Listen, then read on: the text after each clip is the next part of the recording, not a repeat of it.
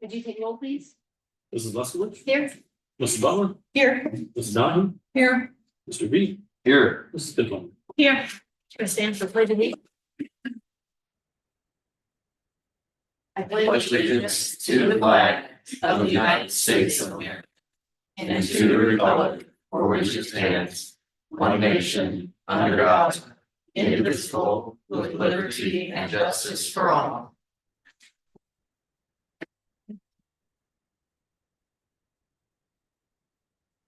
Now we have the adoption of the agenda. Can I get a motion to adopt the agenda? I'll second. Any discussion? I would like to remove 6A if we could, please.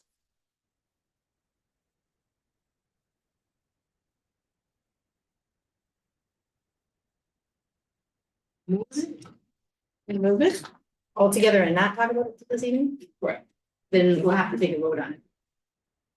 So we have to have a majority rule of the board. That's fine. I'm happy to give my reasoning. Yes, we'd like to hear it. Okay, so, there are positions on there that we do not have job descriptions for. That is part of our policy, that we would have a job description and it would be voted on before a position would be put out there. So we need to follow our policies. Number one, so, Did you just find that policy just now? I mean, why would you just bring it up now? I emailed Mr. Nutter about that.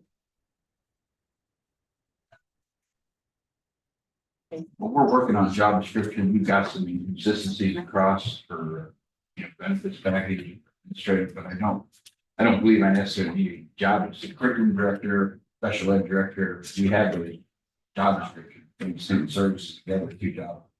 But we don't have that job description, nor do we have a job description for a director of operations. How do you know we don't have it? You guys We have a have it? business manager, but I don't think that, we're gonna work on this, we need a position, but the job description. I think is a requirement. So for our policy is the position needs to be voted on prior to the hire. So we can vote on the position. We need the job description prior to a hire. Let's write a job description. We're not Which going to do ones are that in a missing? meeting. Because what I don't want to have, we'll vote on to take it off because we're not just gonna take it off, but what I don't want to happen is to get kicked down the road because there's a lot that has to get done before we can move forward with a lot of stuff. So we can't just take this stuff and go back and write a job description just to hire them. Yeah, that's our rule. Well, that's what I'm saying. then. We That's need the to follow- policy. So if we're gonna follow the policy, we'll just write the job description tonight, so we But can. that's not our job. So we didn't. I don't know. Is there a legal answer to this? Sure, you can suspend your policies now, topical board of education. And we have to have majority rule to suspend it, or can we just I suspend? don't have your bylaws, it's either 3-2 or 4-1. It's in your bylaws how you can suspend a policy for. Somebody's on, you grab their policy. 160, I think someone rated there, it'll tell you what your options are if you want to suspend the policy.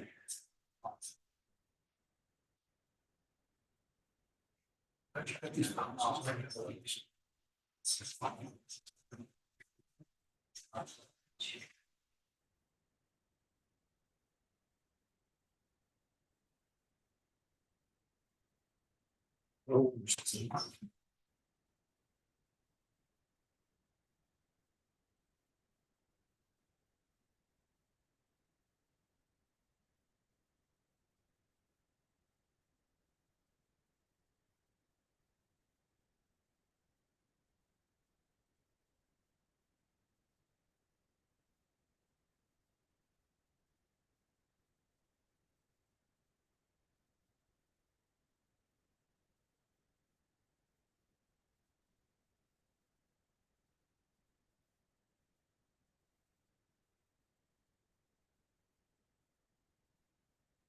Yeah, almost with a normal time, which is I'm sorry, what? What's a typical title to that?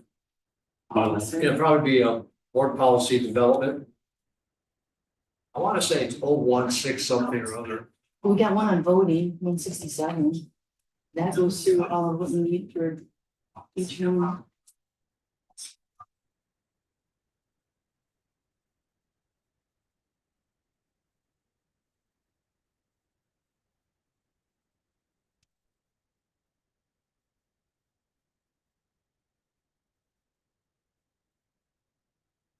Is this the only hangup you have with going through with these contracts? Well, I also don't believe that they were posted. And I don't see any, resumes or anything listed with them. They're all people that currently work here. I don't need to post them. Right. And we're talking about whose job is what, and if it's not our job to write policy, it's not our job to decide who works where either. The only reason they're even on here is because there's a pay increase. Otherwise. Transfer them. A very hefty pay increase, for many of them, but again, Well, you've got a chance for Policy. other people that want to be here. So, which I appreciate, and I like that. I just want to make sure that everybody's had equal opportunity to apply for these jobs that are open and available. What equal opportunity? I mean, they the people live that work here. here that want to be in this job. But maybe there's other people that work here that would like an opportunity to have applied for the job as well. That's all I'm saying. But again, that would be your call, it'd be his call. So if somebody else wanted a job, they could have told him. But if nobody knew about it, right, because it wasn't posted. We do governance. He does operations. Why are we worried about who got to get a chance at a job? Because we're doing our due diligence.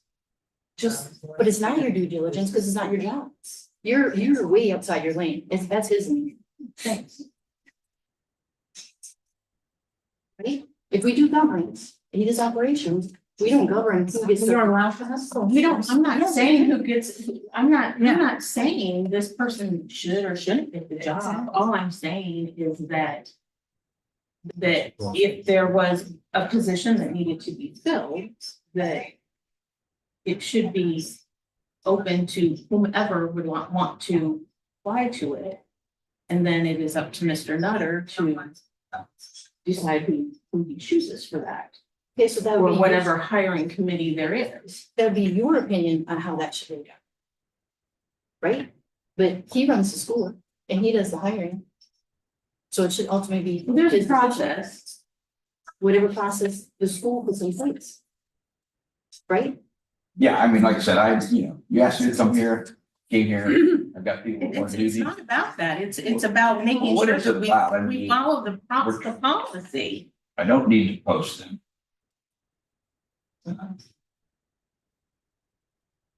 You said we would work on, job descriptions. You have job descriptions for every single job in this district? Probably not.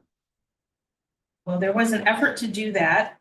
Not while I was here. I'll try to get it You've done only this been summer. here a year too, so I mean, like, I'm just saying, you probably haven't had an opportunity to get through everything, but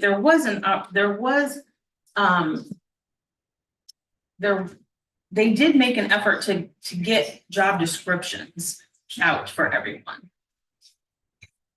And I guess that helps us rationalize if the pay that's being requested is appropriate for that. We don't know what those. So the board wants to basically,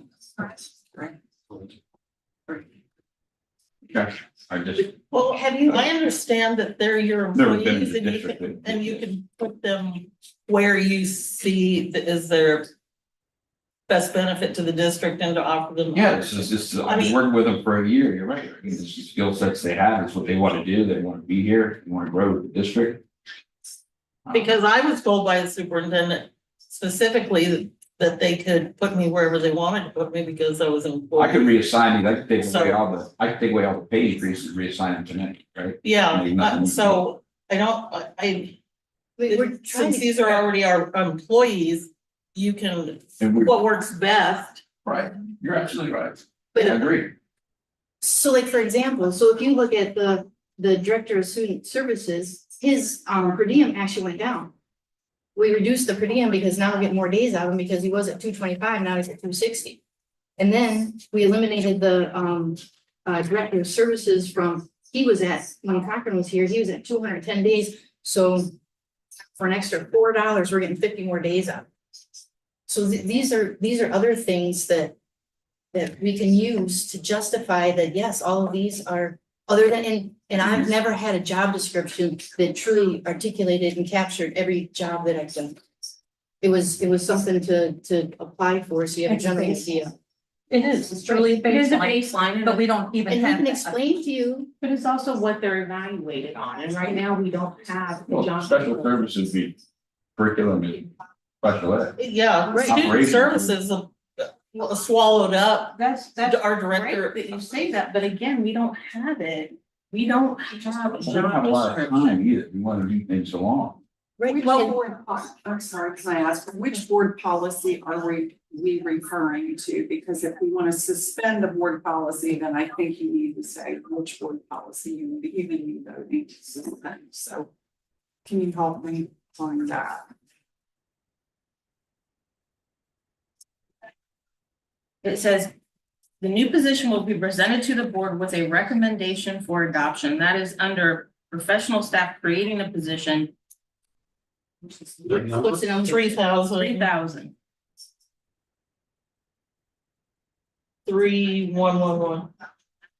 Now, this actually does say this one says that we can make the job description, I guess, but in another one, it says that the superintendent. So.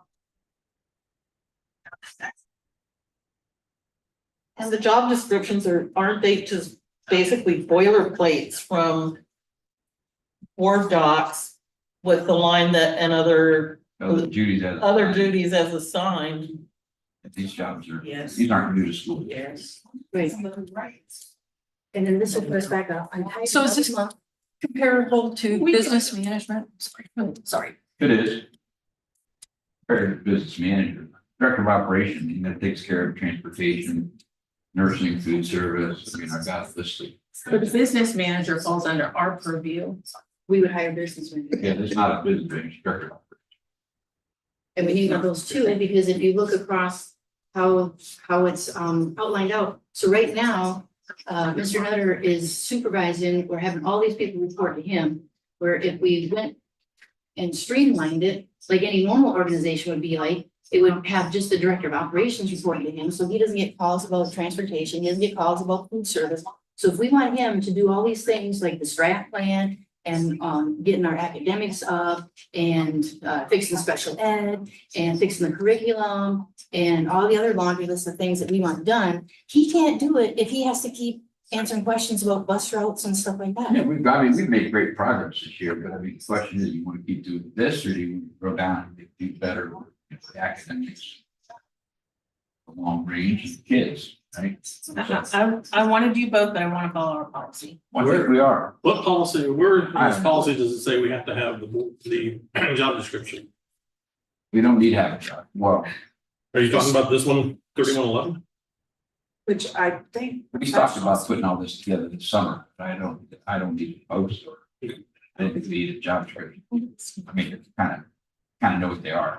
And when he said, and wouldn't you give your expectations when you sit down with all the people too, when you go to Oh, yeah. rate them and stuff and go over Yeah, that? we look at it. We talked about that with the treasurer, talking about putting packages together. We got a bunch of documents. Sure, everything. Yeah. Yep.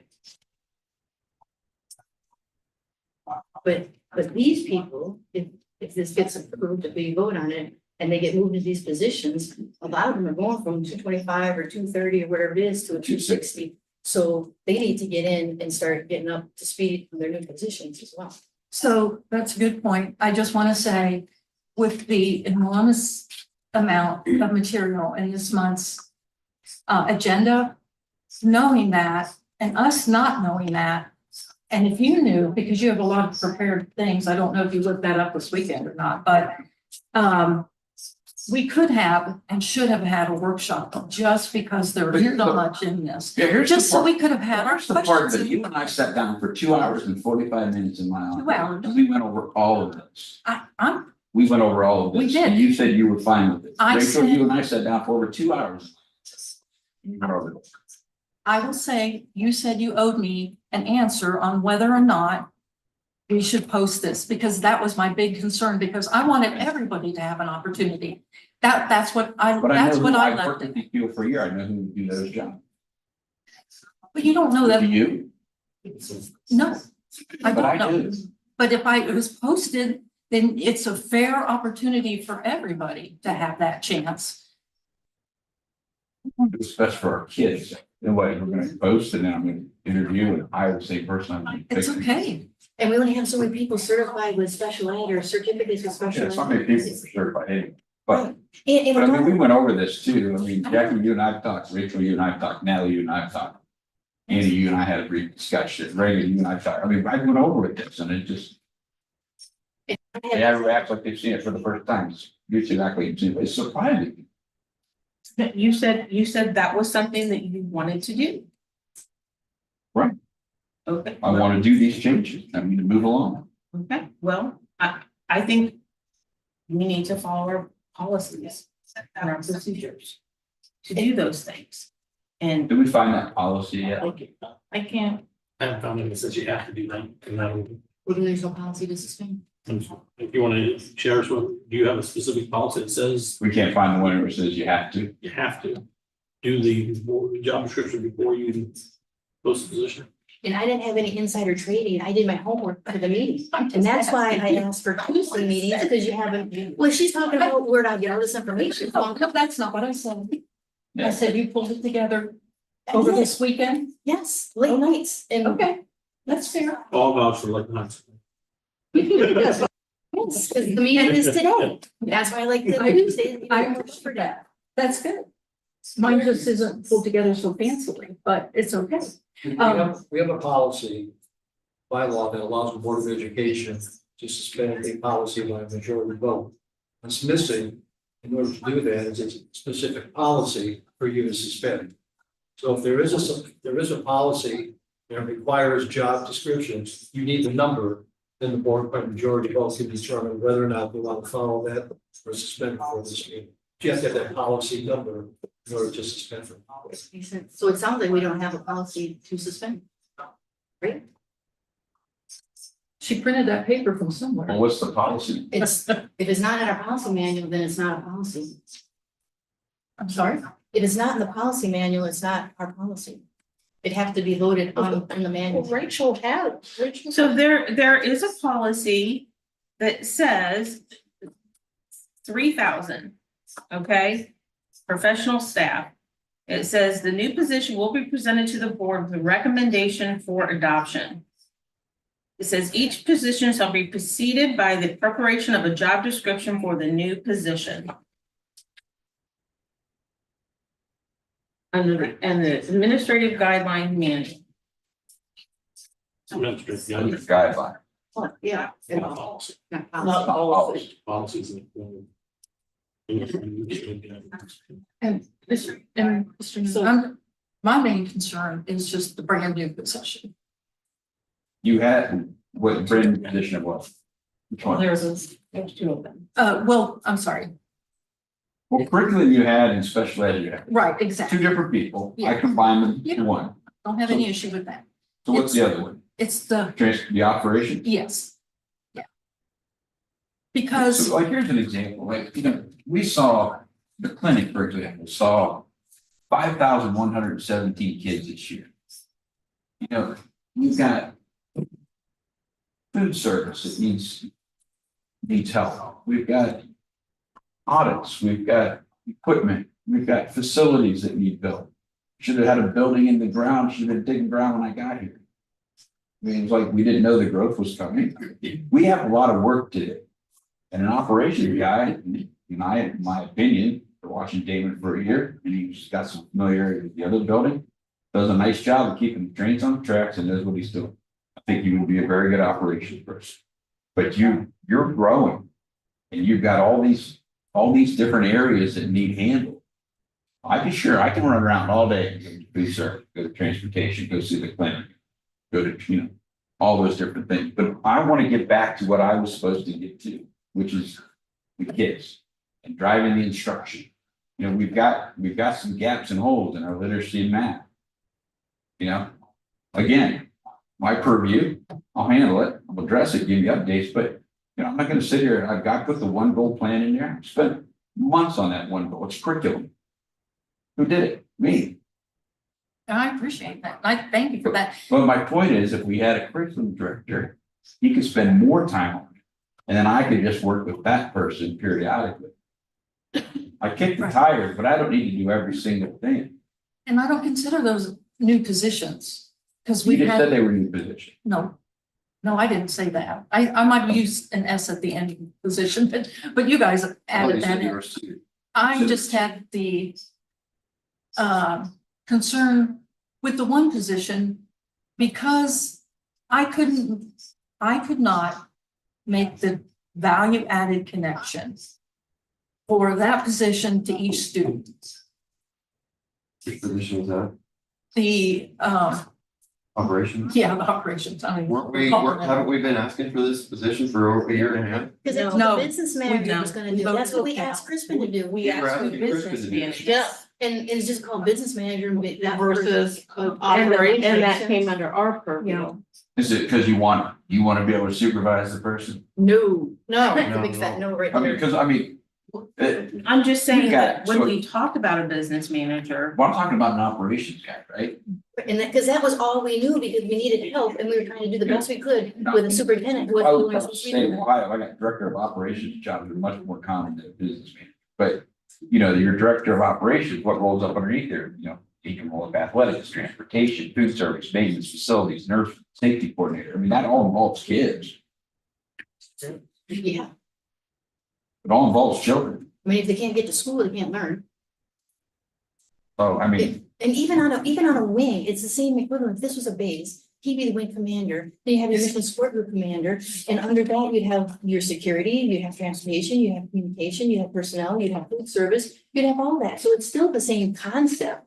It's just in a school titles versus military titles, or if I'm sure Booz Allen or all these other companies too have, Amazon, they've got directors of operations and stuff. and we've talked about, you know, we talked about this year and next year, like I said, currently we've got K-5, which has 3 administrators, 6-8 has 2, 9-12 has 2. That's 7 administrators. So next year we're looking at K-4, 2 administrators, 5-6 building with 1 administrator, 7-8 with 1, and 9-12 with 2. So now you're down to 6 administrators. You're basically reducing an administrator across the district, building levels, and increasing 2 admin positions, which would have been the director of student services and the director of operations. So I mean, it's not like, and we haven't hired anybody, we would move pieces around the puzzle. The people that are here that want to be here, that are certified to do the job and want to be part of it, they want to grow with Bethel. I don't see that to be a bad thing. And that's how we retain people, because they have the opportunity for growth and they see where they can.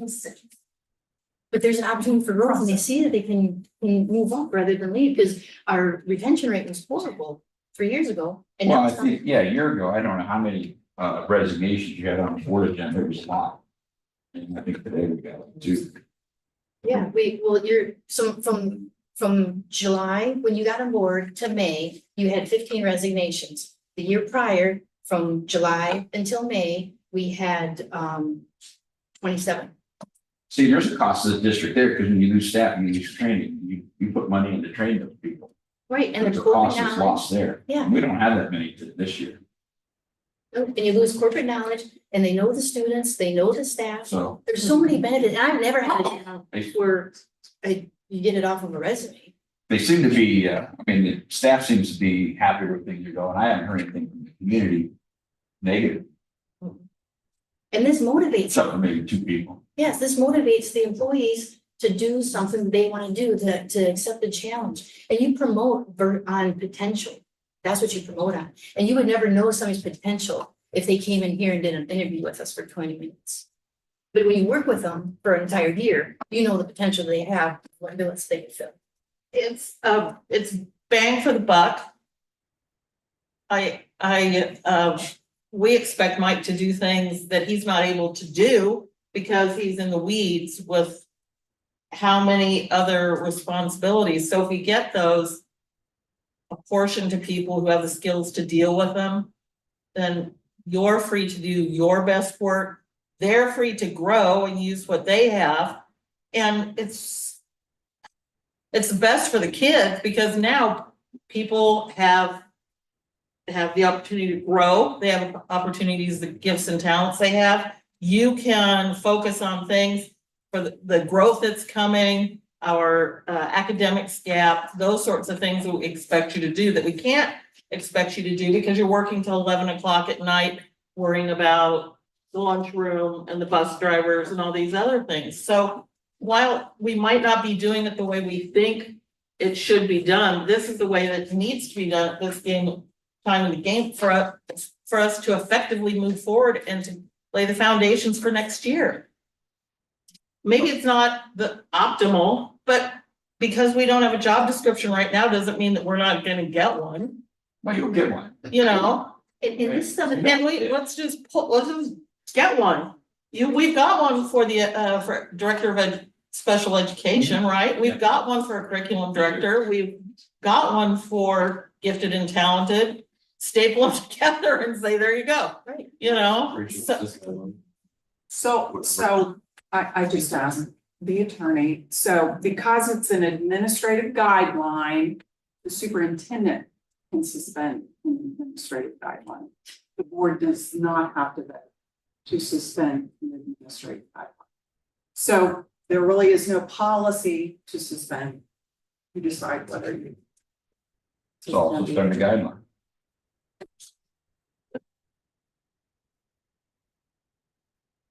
Well, thanks for the conversation anyway. At least it's on record, so. Well, to be on record, yeah, I mean, that's great, but I think, like I said, we've had the conversation, at what point does this board as a majority start to trust my judge? It's not about that. Well, I think it is, what's up, It's not. but that you hired me to do a job. Correct. And I think you're, I think it's not, they're not questioning what you're trying to accomplish. They're just trying to follow the policy, which is a guideline. I'm trying to find, you're talking about, but I'm looking at policy 3111. It says the board reserves the right to create a new position. Right. That's what we're doing. so he can't do this. I've never been hired without having a job description, so we're affording huge flexibility, which is just different than everyday life for most folks. In my previous employment, I know it's happened several times. I've gotten phone calls saying, hey, we got a position coming open, you'd be a perfect fit, because somebody I've worked with before knew how I worked or whatever, and called me up, and then I went and applied and you applied. Well, yeah, you have to get on with it, I mean, No, I just got a phone. these people didn't apply. Jason Pickett. I worked with him. They created a position for him and I put him in that position. I mean, it's, That's in Yes, the it- private sector though, so I get that.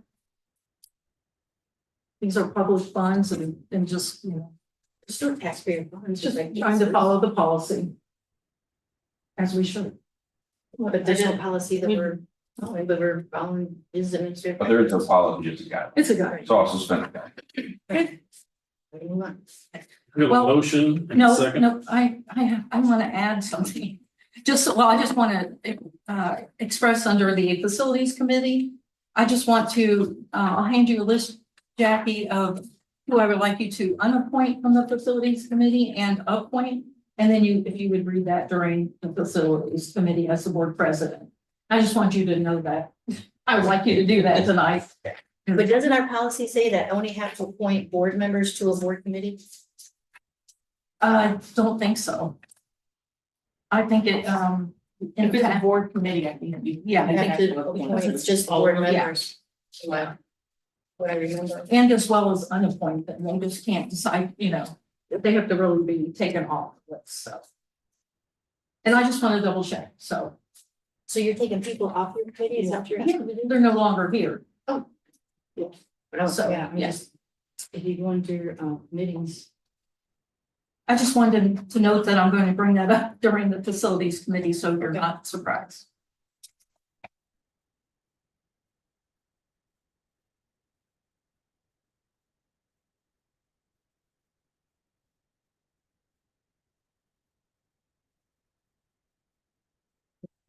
President shall appoint at the organizational meeting or soon after the organizational meeting as practical members of the board as standing committees where they shall serve a term.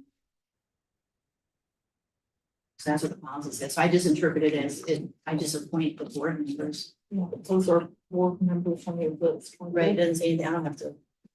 Do anything with the other committee members. Removal. Mhm. You can just go. That's what policy says. So there are board members on here that are no longer on here? Yeah, well, then they wouldn't be board members. I'm sorry, They're not board members then, right? no, because they're no longer here, but Andy has never been appointed, so. Yeah, then I can appoint him.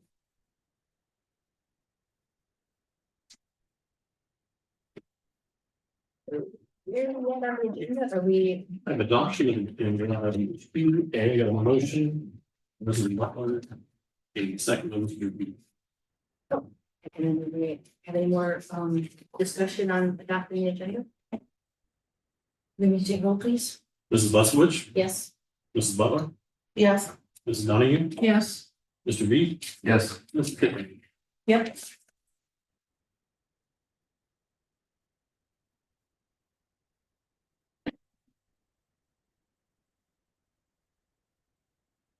And then I got approval of the minutes. Could I get a motion to approve the minutes from the 14th and 21st of April?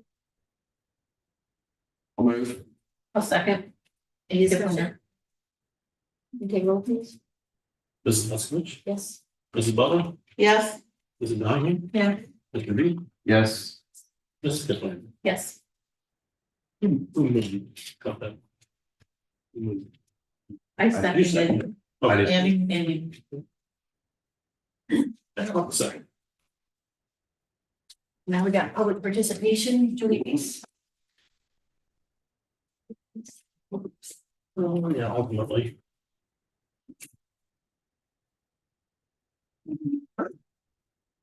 So here's my questions, agenda.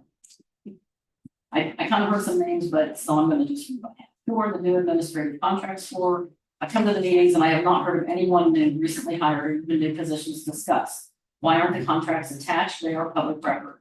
Since all the contracts are hidden from the public and I can't see the increases, I'm hoping that the board will reject them if they include another round of 15 to 20% hikes. The cost of living adjustment given for Social Security this year was 2.5%.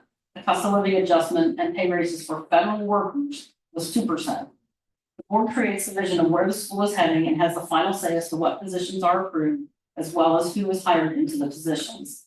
The director of operations adds another layer of management, and this school in recent history has hired a ton of people with little to no experience for positions. If you're going to have a director of operations, there should be open interviews to get the best qualified person for the job. That may be someone internal, or it may be someone external. It is a disservice to the school, the students, and the community to not cast the net as wide as possible to get the most qualified person out there. And just a little history on the job description. We actually hired a third-party company to write them. And when we had them written, one of the reasons was because no one could tell us what responsibilities went with which positions. At that time, we explicitly discussed bringing new positions to the board for approval and having a job description in place before it came to the board. So I guess you'll have to add that to the policy if it's so easy to dismiss it as part of the administrative guidelines. Also, I thought I heard in there that the superintendent said that he was the curriculum director. That definitely should not be the case if it is. We did have a curriculum director in the past, usually from the ESC. Okay, other questions on the agenda. Can you please explain why a bus aid is 8 hours a day? I would again like to express my disappointment at paying orchestra members. I believe this discourages students from participating and any adults should be willing to perform as volunteers. On the policies, which there was a litany of, I just got a couple of comments. On 131.1, the technical corrections. I'm concerned about technical corrections are not run by the board prior to being implemented. In recent times, DEI wording has crept into many government documents and it should not be up to one person to determine what types of updates are of a non-substantive nature. What is the harm in summarizing the updates to the board prior to actually including them in the policies? And then my other question is, where does the policy committee fall in that process? Are they being excluded from participating, or how do they fit in? Policy 2260.02, which is the single gender classes and activities. I couldn't find the entire policy in the file, only in the overview. So I don't know, maybe there's a ton of them, they were in numerical order, but I just couldn't find it. So I don't know what the text changes were or are, couldn't find anything in there. Policy 5113, open enrollment. So not only was military student exception added, which may be a problem for us, but it also seems that now we're accepting open enrollment as long as the tuition gets paid. There was we're not doing open enrollment anymore was crossed out. So I didn't really understand that. I certainly hope we're not accepting open enrollment outside of those we must take by law or children of our staff. And also in that policy, there was a reference to ORC 3319.981. There's no such ORC section. I think it's supposed to be 3319.98, which also I can't find in the ORC, but I found other schools that reference that ORC, so I'm not sure what it is. Policy 5223 is release time for religious instruction. There's a clause in there that says it's an option, but it doesn't allow our students to earn high school credit, even though it's an option in there. So why not, was my question. What happened to the second reading of the block of policy updates? It seems that they're up for vote tonight and not just first reading. On the architect selection, is an architect really necessary to put offices back to classrooms? They were already classrooms at one time, so it seems like they should be able to be put back pretty easily. Please explain why the bus garage needs redesign and construction. Is it going to be enlarged? It doesn't say what it is. None of this has been brought up to the facilities committee, so I was just wondering why not, because the mission is to propose plans regarding facility matters related to growth for both short-term and long-term needs. And my other question on facilities was the new K-5 is designed to hold up to 1,000 students. There's currently less than 1,000, so I just wondered what the logic was for moving the 5th grade back to the old elementary while moving the special ed students to the new K-5. Seems like a ton of upheaval just to make a swap. Why did we hire someone to help with negotiations? I would have thought that the superintendent normally handles those, so just wondering. Into which classrooms are all of the projectors and sound systems going? That's my last question. Thank you for allowing me to speak. Mark Kelly?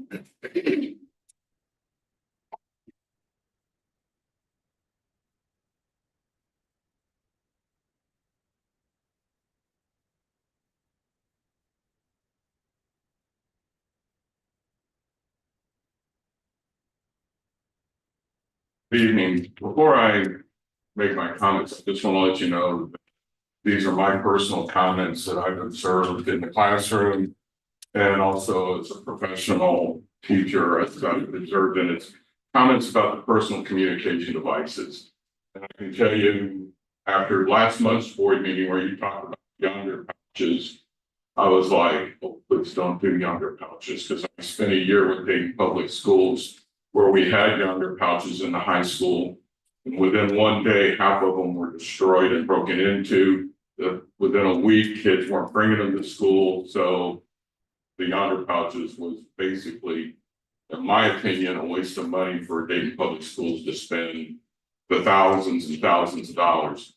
And as I talked with Mr. Nutter earlier today, and I talked with him also after the yonder pouch discussion you had, was if we're going to do something, get them out of the hands, buy cell phone lockers, put them in the classrooms, and that's where they go, and the kids don't get to them until the end of the day.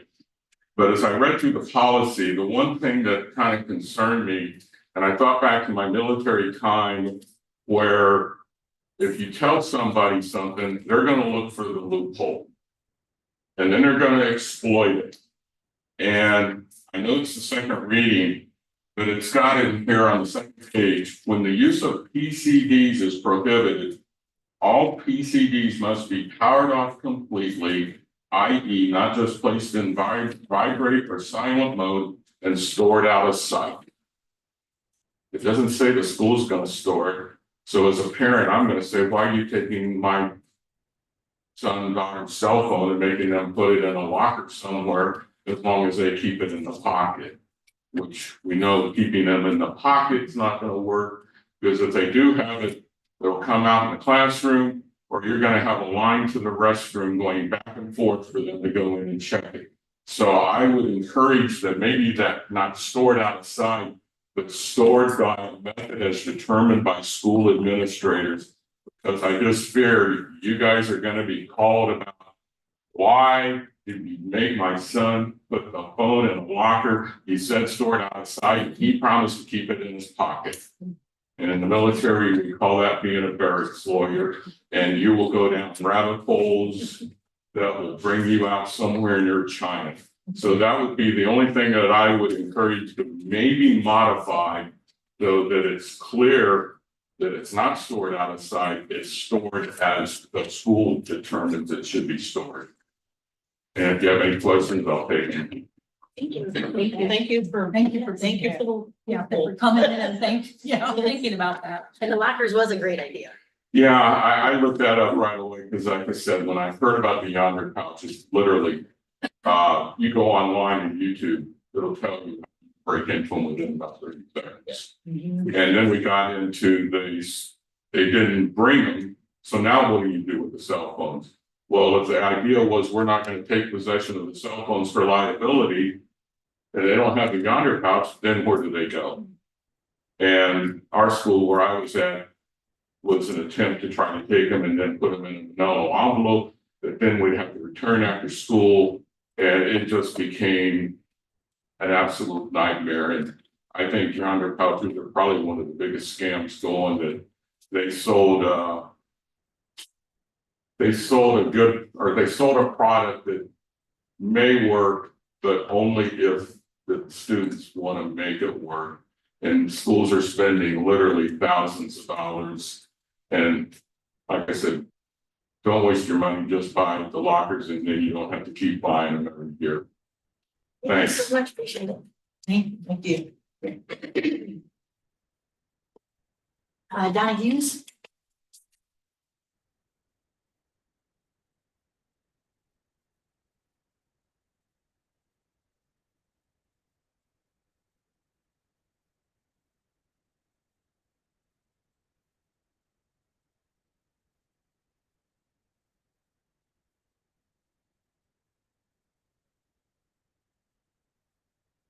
Hughes, 9360 South Man Road.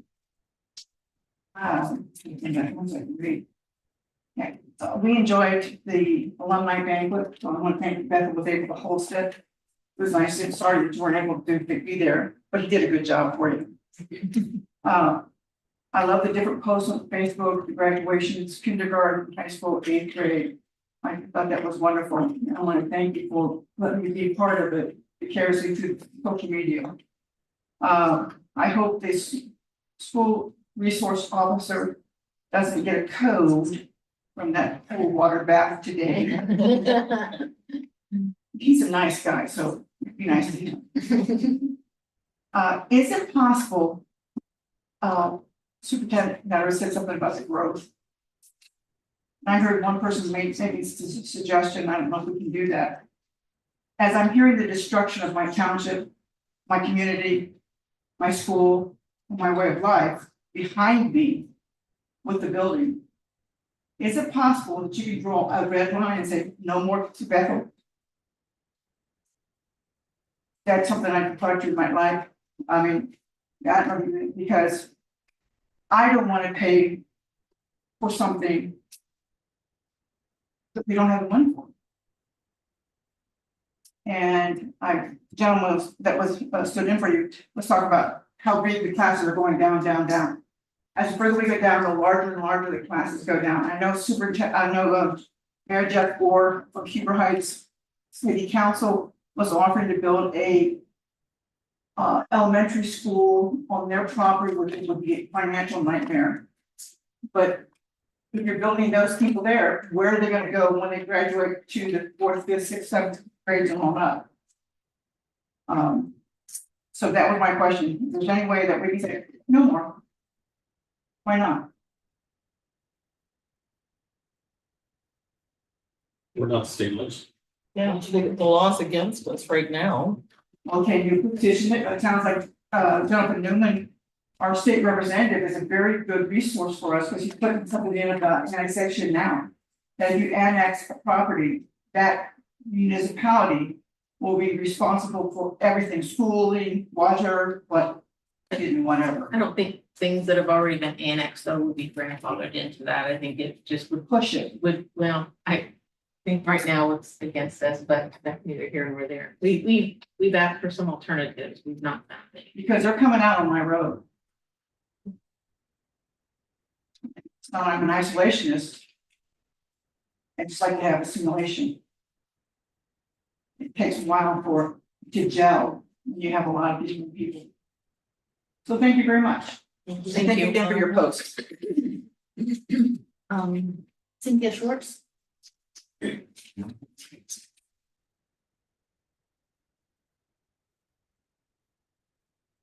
I did not prepare very well. I kind of just wrote what I was gonna say on a whim. Wrote Reddit maybe once or twice, so I'm gonna be staring at my phone a lot. Anyways, good evening. My name is Cindy Schwartz. Some of you may recognize me from the many Huber Council meetings where I stood alongside members of this board to push back against the reckless annexation practices that have upended our community. Like many of you, my heart aches for the farmland that's lost and the quiet roads that now echo with the sounds of traffic and construction. I understand what it feels like to watch something familiar change beyond recognition. But we are here now. And whether we like it or not, the Bethel Local School District is no longer a small rural school. It will not be ever again. And it's time that we started leading with that reality in mind, not clinging to the past that no longer exists. We are growing, and with that growth comes beautiful diversity of race, of backgrounds, of perspectives. And that is not a burden, but a blessing. It is giving our students access to richer educational opportunities, wider cultural understanding, and new ways to prepare for the world outside of township lines. Let's be honest, some of you and some in this community are uncomfortable with that. You long for a simpler, smaller time and blame Huber Heights families or students who look different or think differently for the challenges the district now faces. I hear people blaming liberal values or those kids from Huber for things that are simply the result of growing pains, overcrowding, infrastructure strain, and adaptation. But growth didn't come with skin color or political views. Growth came from policies and decisions made by developers and city leaders, not the kids who call Bethel their home school. And let me say this clearly. My son, Nicholas Kors, is not a threat to any of your ways of life.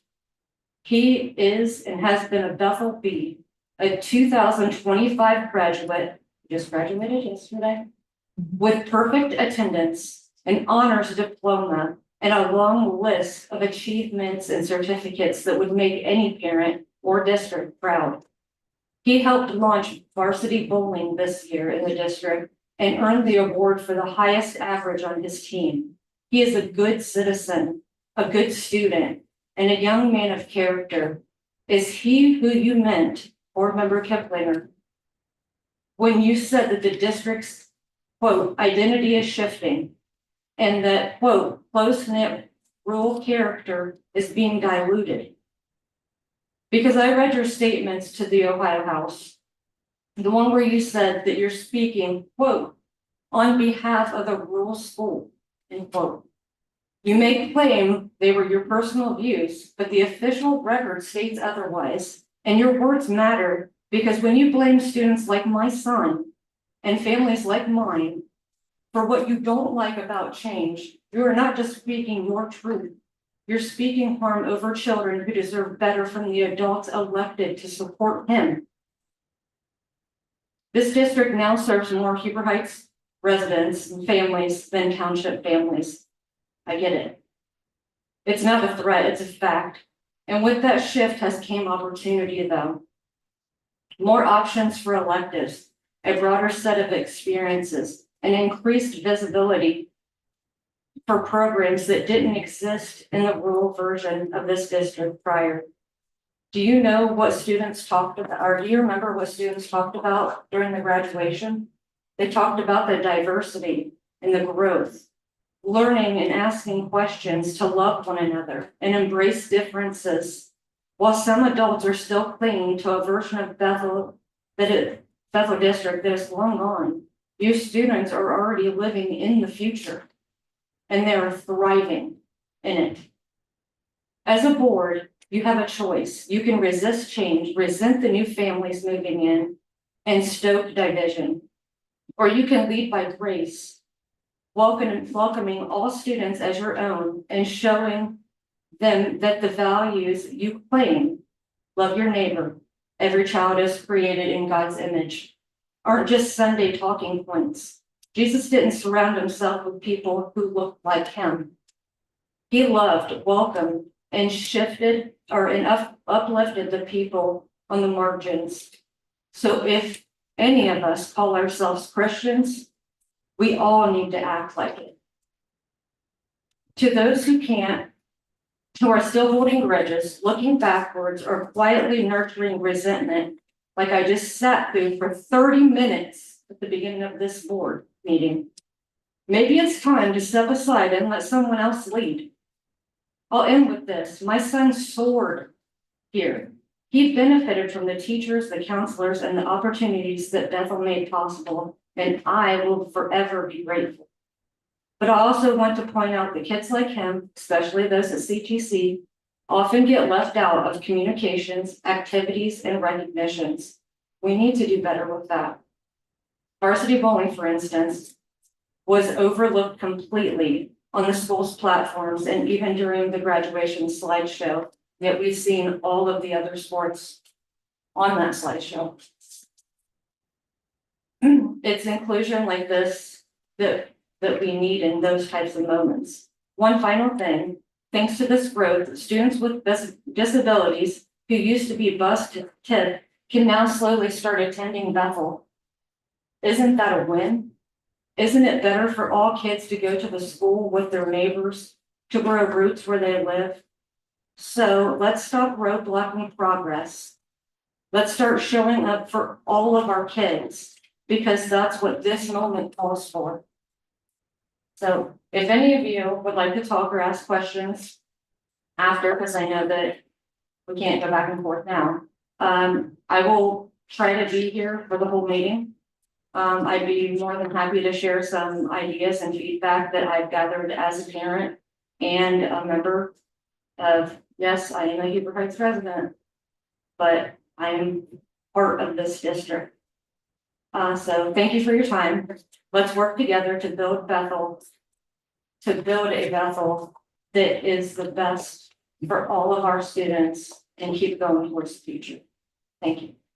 Thank you. Thank you.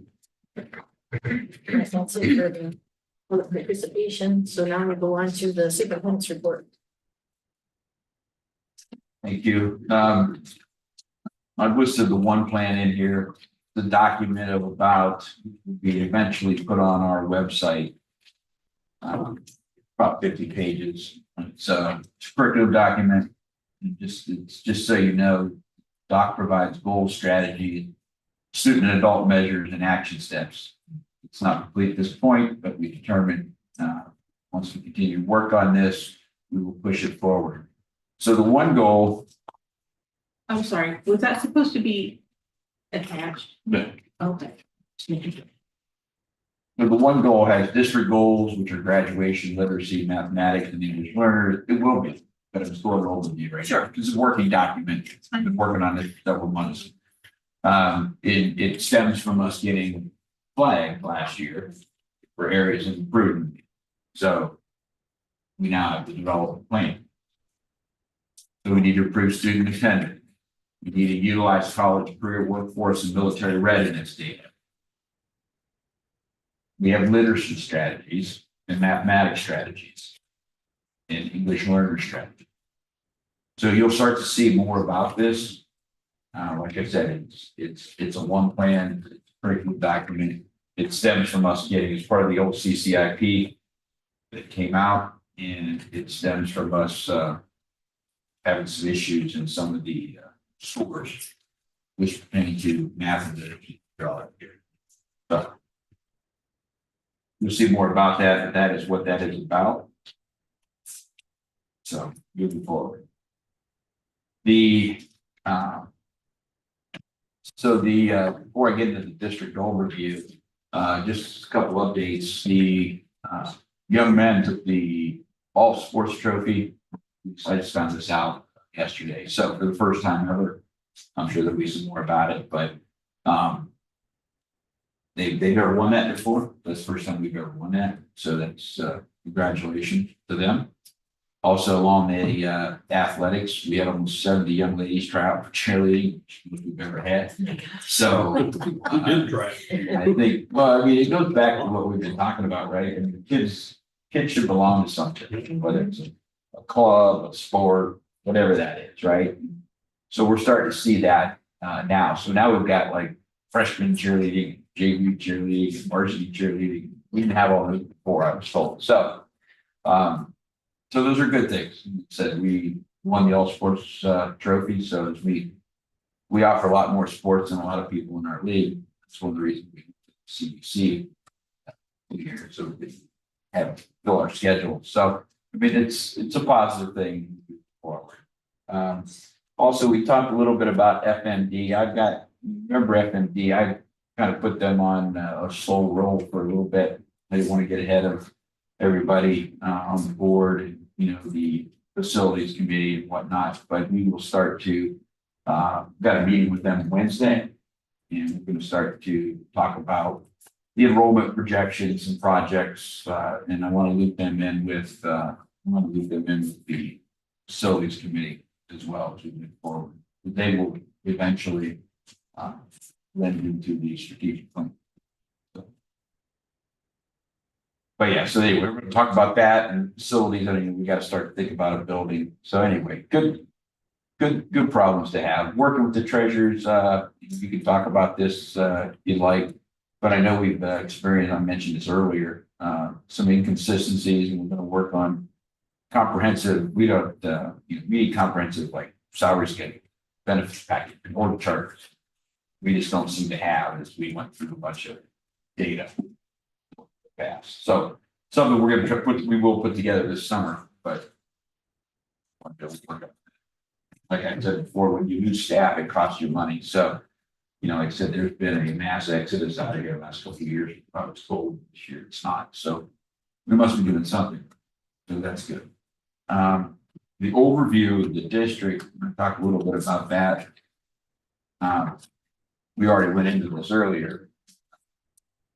But like I said, district this size, if you look at the total estimate on the low end, it would be 12 to 15 administrators. On the high end, it'd be 20 to 25.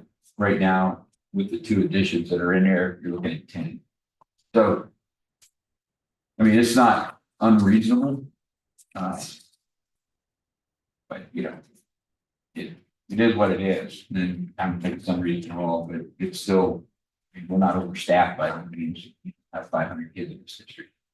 So there's that is the rationale behind it. I already gave the numbers.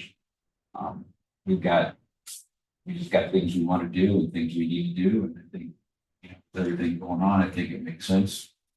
So that is like I said, the K4 building and then the 5, 6, and the 7, 8, that'll enable us to drive down into doing things what's best for kids. So we can offer we've got some really cool electives we want to offer 5, 6 things that have been offered before. Kids are excited about it. Parents need to be excited about it. We can start to really focus in on the whole kid, and we don't have 30 kids in the classroom anymore. And as far as the special ed, yeah, we are moving some of our MH and MP units over to the elementary, 2 of them, and one will be in middle school. And I spoke to one of the parents last Thursday, super excited about the chance to have all those kids in one building, same district, but at 2 separate districts. So, I mean, I think, they're Bethel kids, so try to make room for them. That wasn't the sole reason, the reason we're moving, one of the other reasons we're moving 5, 6 over here and taking 5 out of there is that we are growing. And you have to anticipate that. I can't wait till I don't have room in mid-year. I mean, so that's why we're doing it. But like I said, this is nothing new. I've talked about this for like 3 months. So I brought it up. Like I said, I've had conversations with every board member individually. So that's the district level. Just want to bring that to everybody's attention, and that's where we're at.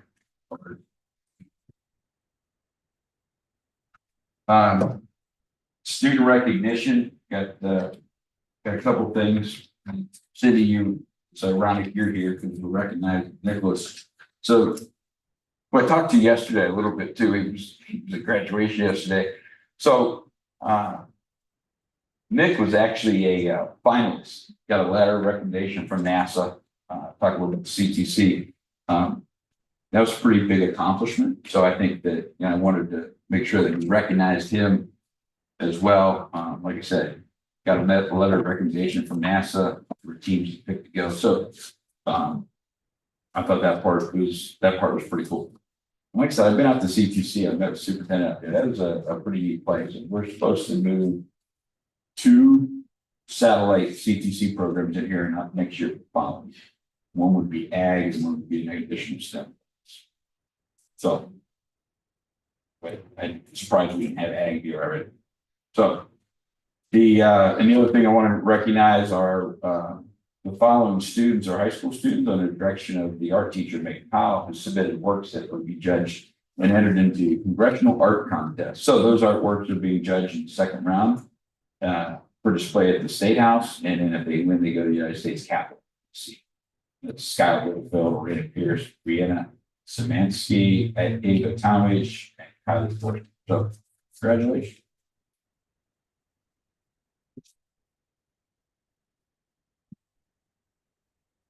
And that's all I got.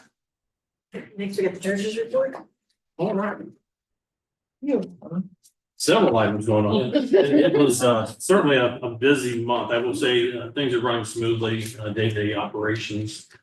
The very first day that I came in on the month, which was probably the 3rd business day, just was the way it happened to hit. Got a couple of questions from the staff, a couple of things proposed. I walked out at the end of the day, all the stuff, reconciliation and everything. So very pleased with the entire staff's work, and hats off to them. She's stepped up and really doing some good work on not only the payroll, but on other issues, including the reconciliation. And we certainly are appreciative of that, because I don't think it's either one of those big cat. You have a cash summary report, which is, as you know, the cash summary report is going to list out all your fund special cost centers throughout the district, from the general fund all the way through all your federal funds. Doing cash requests for the federal funds, it's a reimbursement basis, so it's normal to see those have negative balances. And we'll be bringing the year to close here in the next 5-6 weeks, and so things will be working down. By and large, things are turning the way we anticipated right now, and we'll have much more discussion generally on the forecast here when we get to item C. You have the general fund report, and you can read that at your leisure. And again, that's basically saying we're moving along pretty well as we anticipate. The same thing with the monthly financial report. There's nothing really too exciting in there, but if there's any questions, we would entertain them. Next item, we detailed check register, and without doing something we ask for approval for later on in the meeting. Any questions on those first 2 items? If not, we're going to go ahead and have a forecast presentation. Well, you've been working so hard on it. We thought we'd give you a little time in the spotlight. Yeah. So I know you've received the financial report, the budget forecast, as well as detailed notes. A lot of detail in there. So what I thought I would do tonight is try to summarize all those numbers and all those words into a PowerPoint. So we're gonna go through that tonight as well. And I did upload this to Board Docs just in case any of you want to look at it or anyone in the community wants to look at it too. So why do we do a 5-year forecast? Because it's required by law. And it requires you to, by the end of November and the end of May, to approve a 5-year forecast and file it with, ODU. And it includes your general fund and any debt-related funds that you might have that are general fund debt. And you do have an emergency levy fund, so that's also included in your 5-year forecast. What is the purpose of a forecast? Well, you want to engage conversation about, we talked a lot about engaging in what is happening within this school district and making sure that those resources are aligned with those plans in that direction that you want to go to. That's an important piece of this 5-year forecast. It's also technically, in order to sign a 412 certificate by the superintendent, the board president, and the treasurer, you have to certify that the funds are there. So a negotiated agreement, if it's a 3-year negotiated agreement, that is the document that you look at to make sure that you have the authority to sign it. You have to have the cash available to do that. And then the auditor of state in ODU is looking at the 5-year forecast to make sure if there's a district who's in financial turmoil in the future, they're going to reach out to you and they're going to say, you need to have a plan. And we want to know what that plan is to avoid this financial crisis in the future. So when we talk about the May forecast, especially timing right now when we are involved in the next biennium budget discussions, there are challenges. May presents a challenge for us because we don't know what that next biennium budget is going to be. And this 5-year forecast has 2 biennium budgets included in it. We know what the governor's budget called for. We also know what the House version of the budget looks like. It's now in the Senate. Those amendments were due last Friday, so we should be seeing what the Senate's version is going to look like any day, but we do not know what that looks like.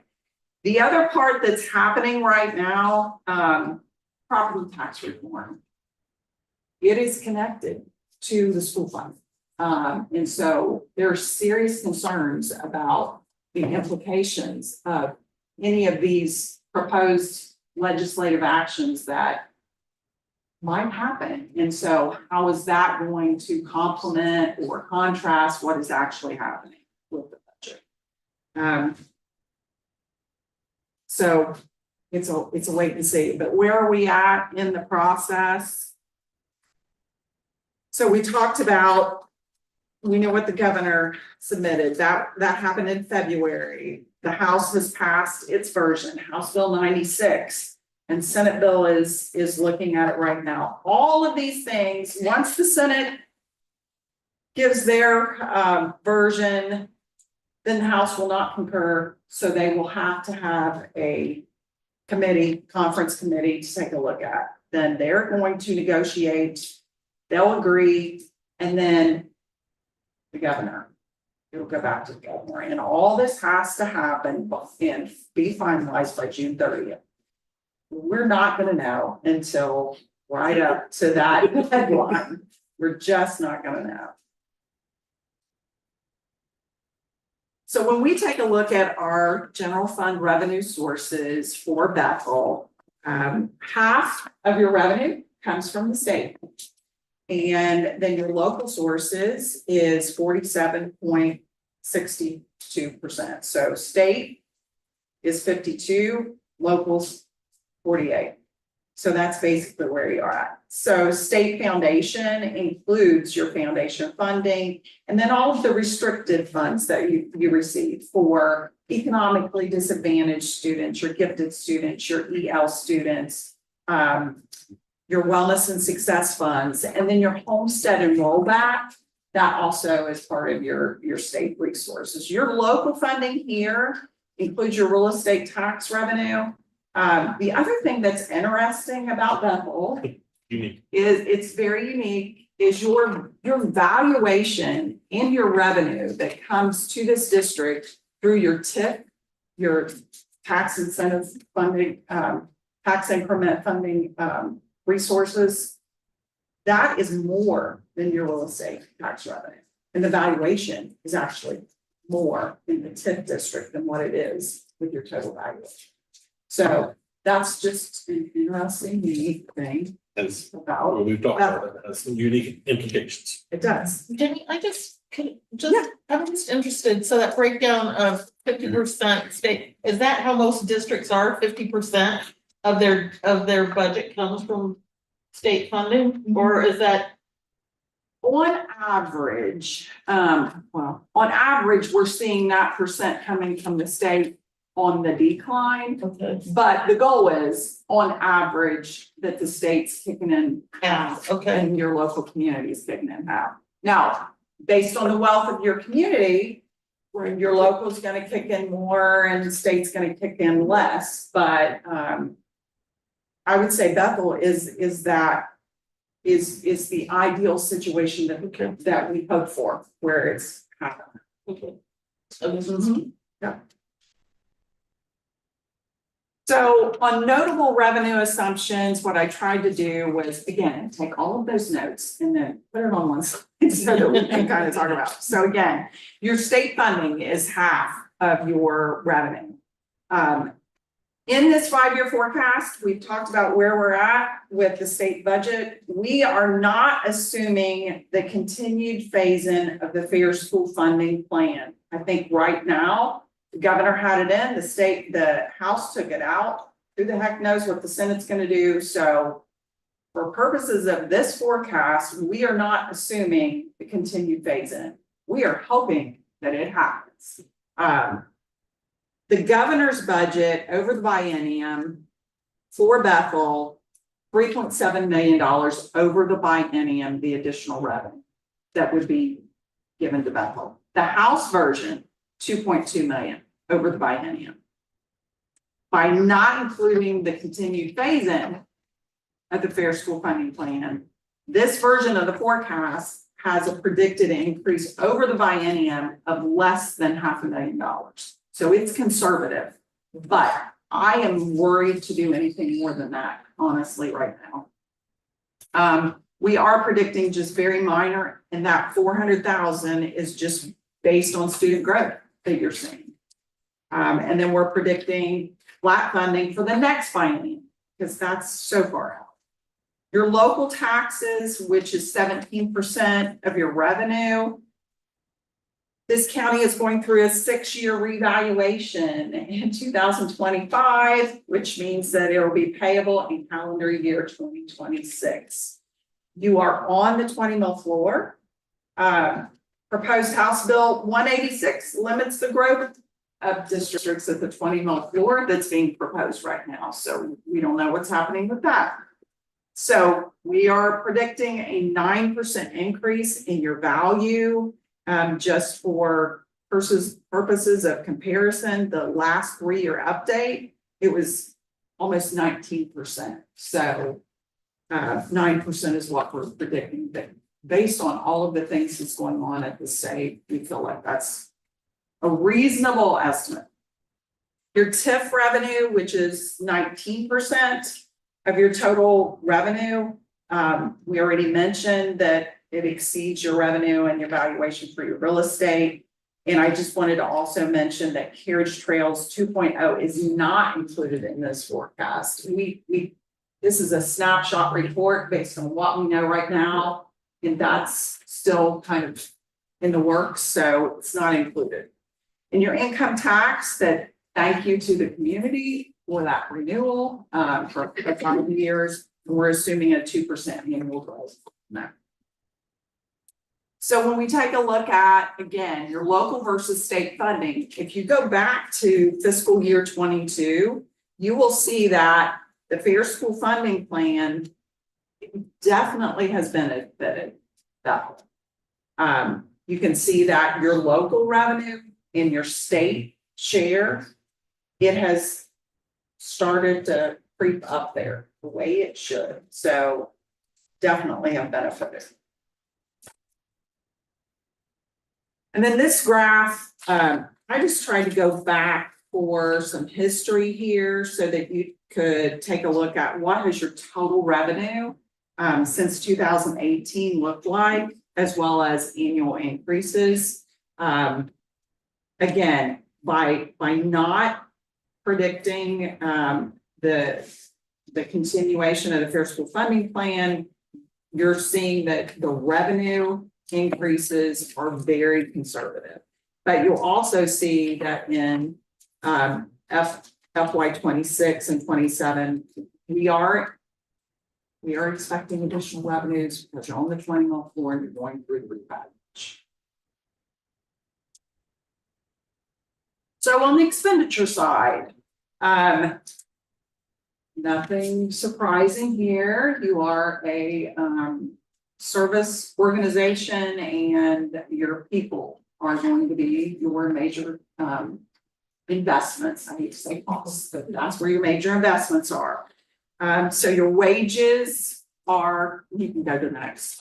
The wages are 52.5%. Included in this 5-year forecast are the negotiated increases, 2.5% for next year, 2.75% for 2027. Your step increases are about 2% annually. That's included in here. Beyond the 2027 negotiated agreement, what we've assumed for purposes of this, just for planning purposes, is 2.5%, which we think is reasonable.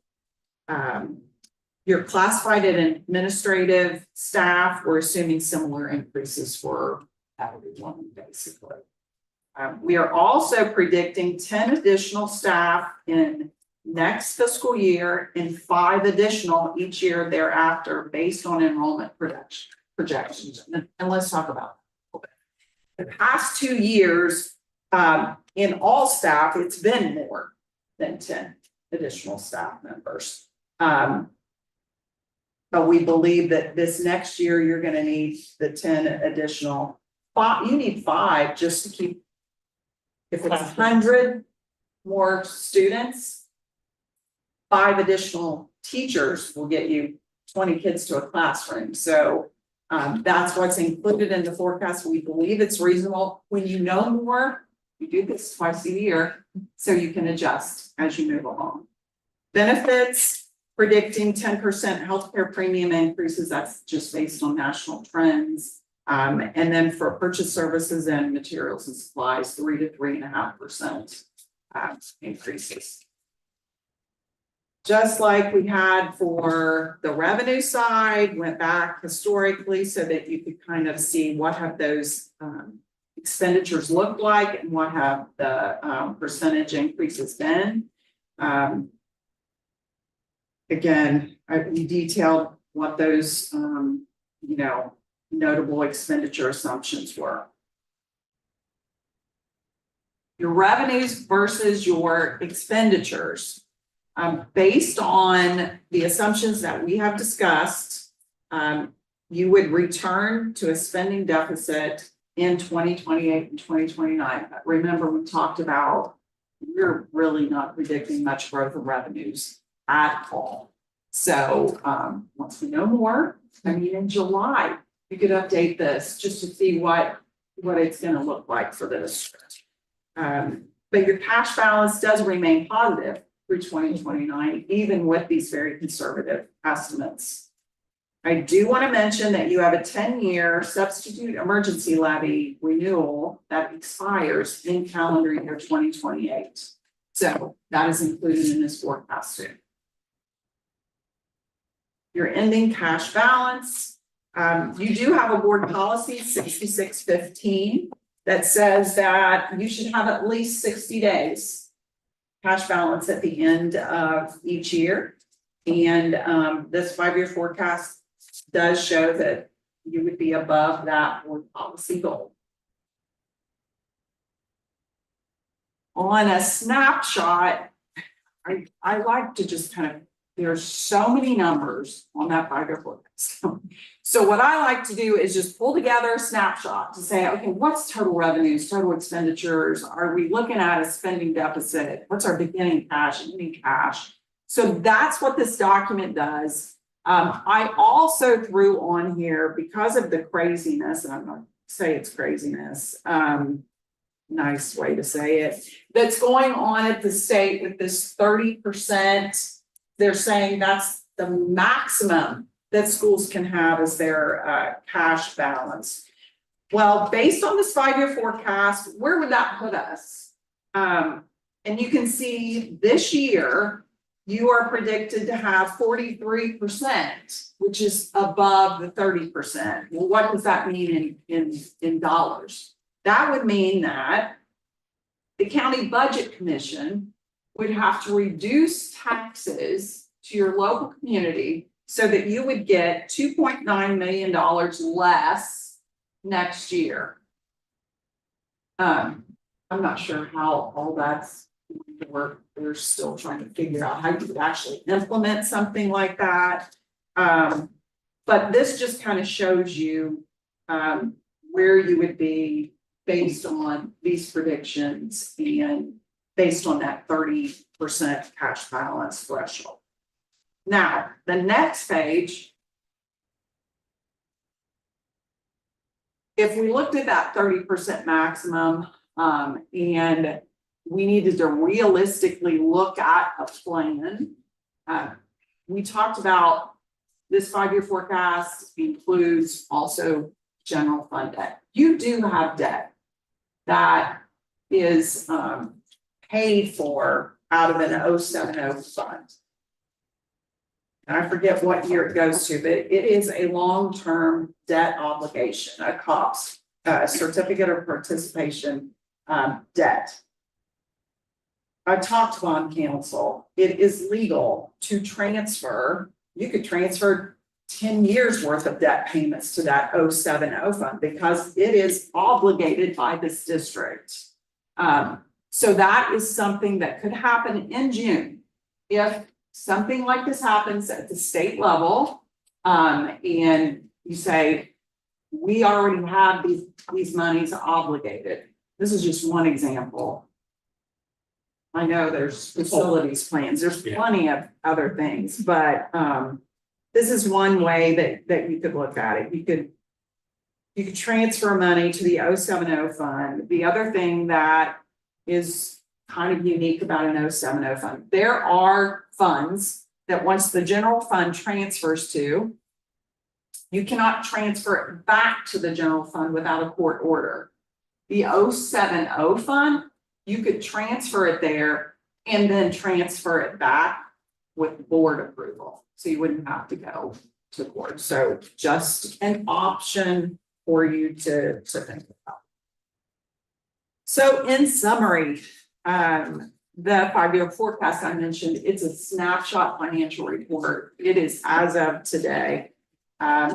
State funding is your primary source of revenue. So what happens at the state level is very important to you. So if you're not advocating on behalf of Bethel, you need to be. I'll also say that I've already said it, these unrealistic cash balance restrictions, you're gonna need to make decisions about that if it actually stays in the budget. You do continue to be a school of choice. And your student enrollment is expected to increase by an additional 100 students annually. And so we tried to make assumptions based on that. And I already mentioned the 5-year renewal of your income tax definitely helps with the stability of this 5-year forecast. So what questions do you have? I know that's a lot, and I'm sorry, but. I know what's in there. To be honest, I don't even know. It's okay. We do that intentionally. Yeah. Good work. I wish I could have was there. So what questions?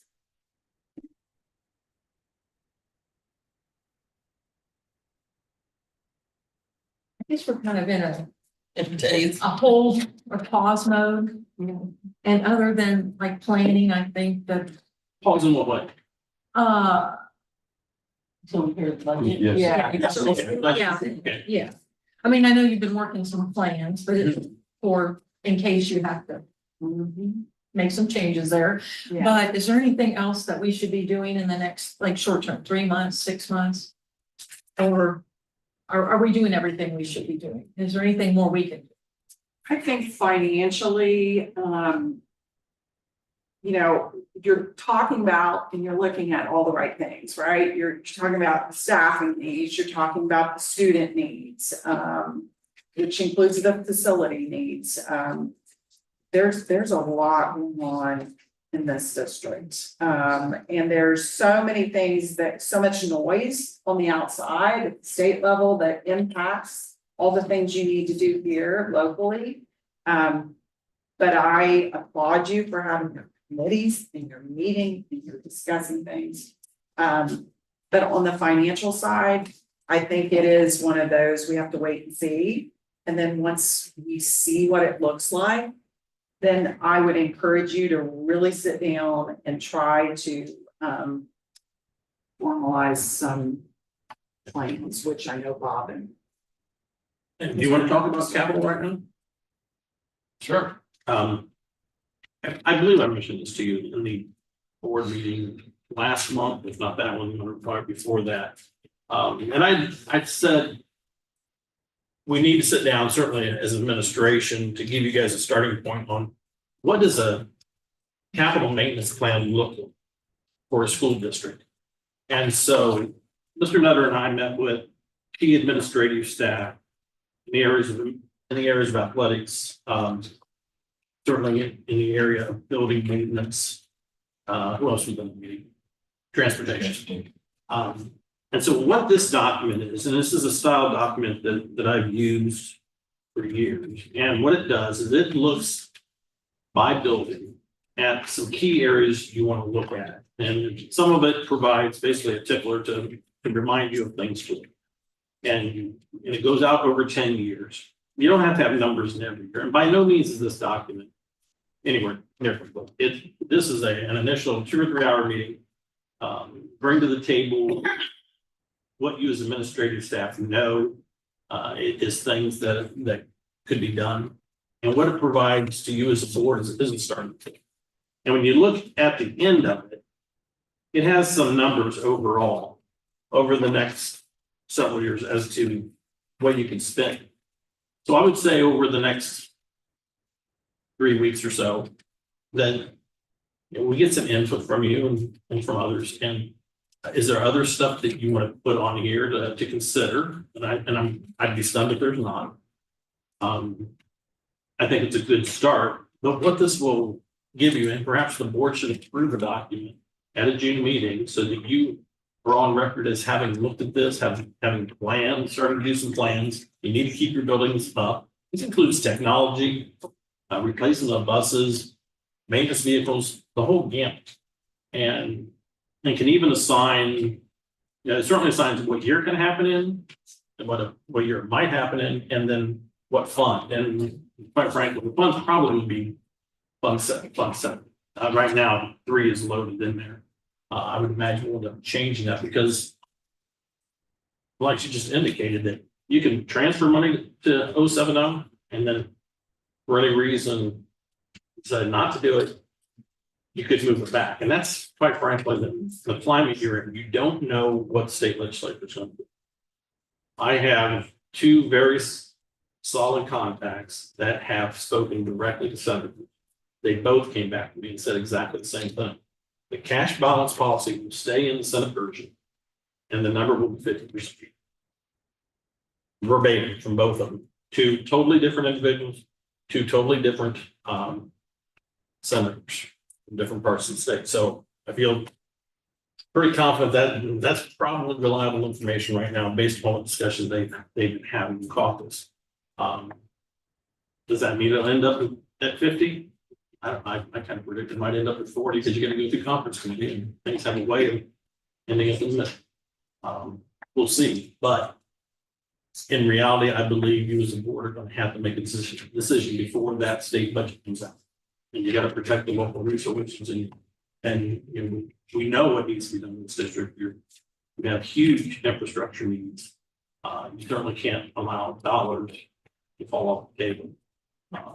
You're in solid financial shape, and we want to keep you that way and give you maximum flexibility because the needs are going to be great, no doubt, as student enrollment continues to grow. There are certainly are growing pains in a growing district. That is much more familiar with that than I am. That was not necessarily the experience that I went through in my career, but I understand there's lots to be done. So review that at your leisure. Give us some email comments or call us, or we can have discussion on it. But I would say in the next few weeks, we kind of need to get cracking and kind of fine tune that so that you've got something to work from, and you're on record as it's just not out of thin air. You're starting to look at stuff and think we've got to start allocating resources by building, by district. And the thought of it. Should we prioritize this list? Like, You certainly can. Yeah, I don't see why administration would be concerned about that. That's good information to have as to what are the board's priorities. It is not prioritized, I'll tell you that right now. It's just, here's where we kind of thought, other than the fact that here's what year we thought they might hit. But, and if you see it in year 10, chances are those are some things, updates I did today that the committee perhaps hadn't as a group sat down, but I'd heard from different individuals. And so I stuck all those in year 10, other than the turf, which I think is year 10.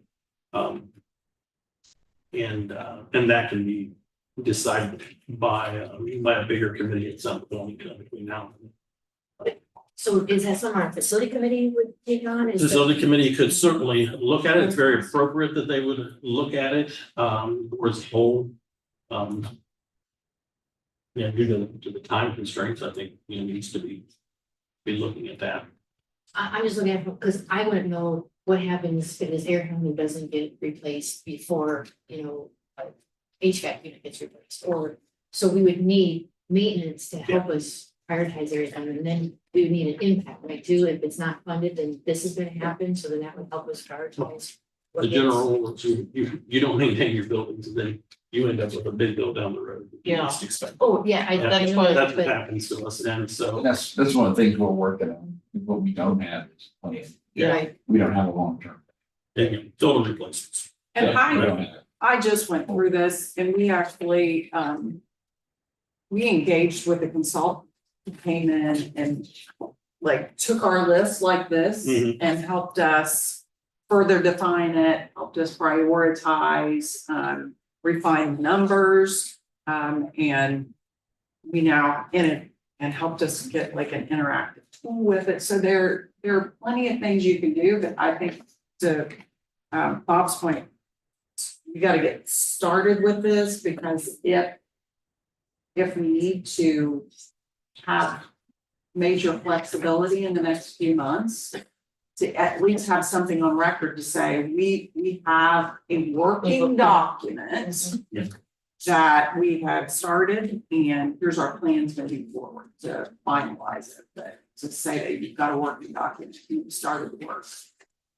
So are you saying then, so our first step should we talk to the facility committee and have the board ask the facility committee to take a look at this list, let us know what the priorities are, the impacts, and start from there, June 12th.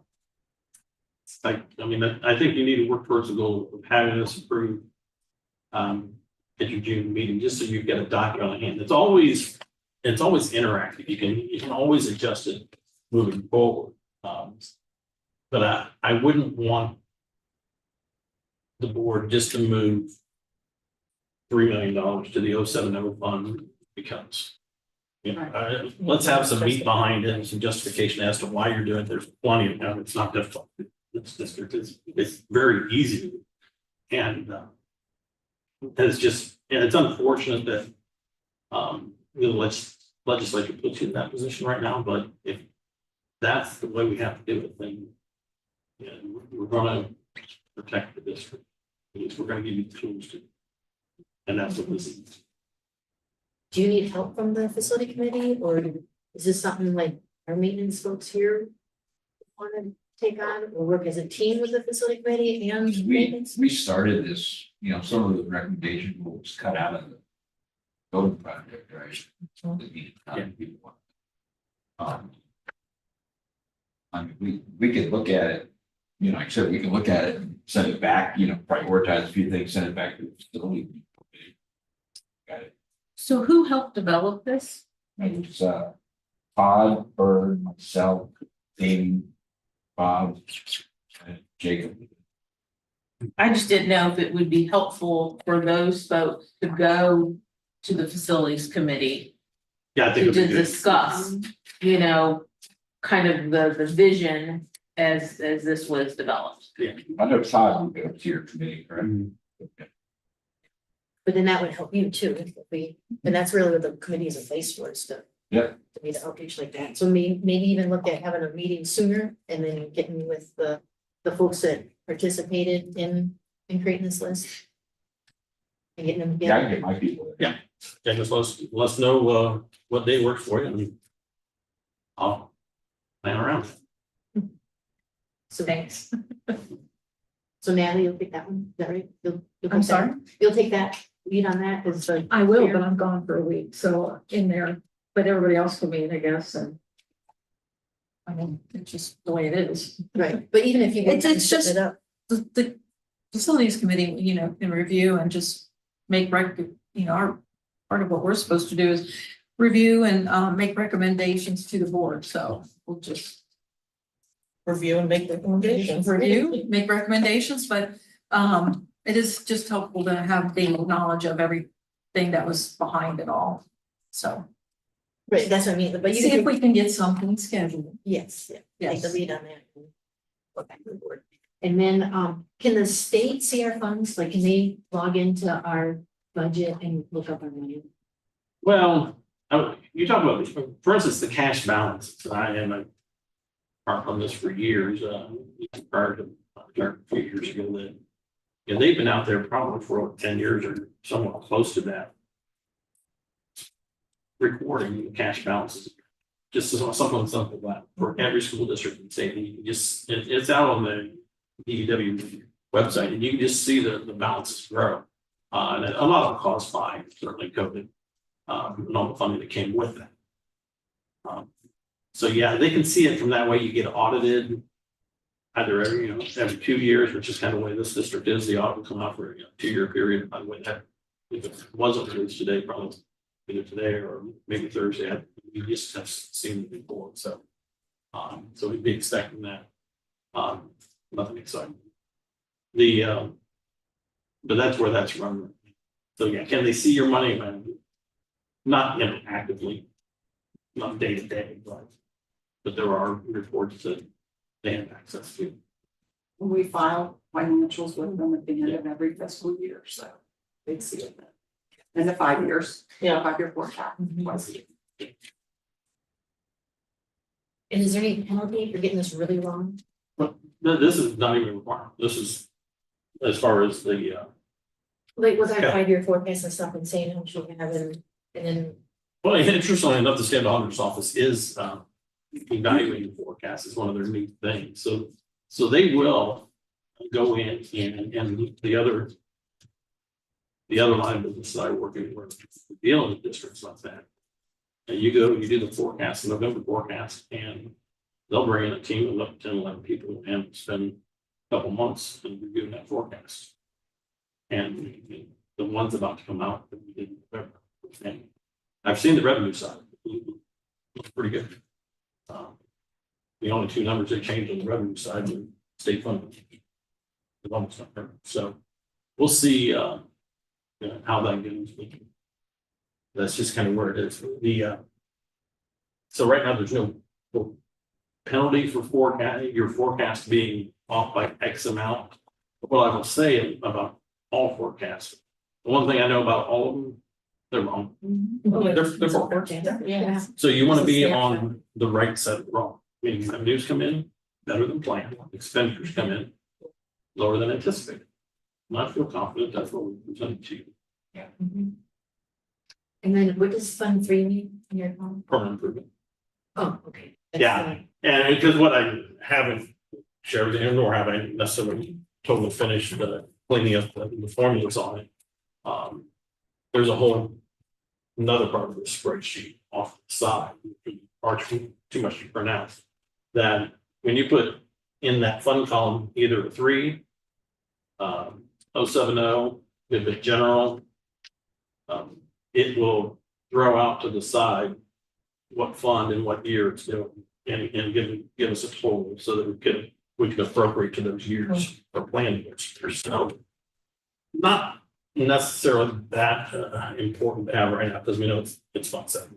So we'll end up changing in the next iteration. The 3 will be a 70. Doesn't really matter at this point. So is this created on corporate knowledge, basically, like Todd knows that we installed an air handler on this date, or he knows that we did this on that date. But would it be something we should look into as far as some sort of computer program that starts to track all that for us and then? Oh, yeah, I mean, like I said, there's some things to work on. We don't typically have a maintenance plan. Typically have a improvement plan, spend down. Typically have transportation software. Which we now, I mean, so, we're working on it, but you're right. No, I mean, Todd, we can go back to we can see when things were purchased and that kind of stuff. But yeah, that was one of the things. So, but important to have because it's just like everything else, right? It's a roadmap that keeps you on track. You got brand new buildings.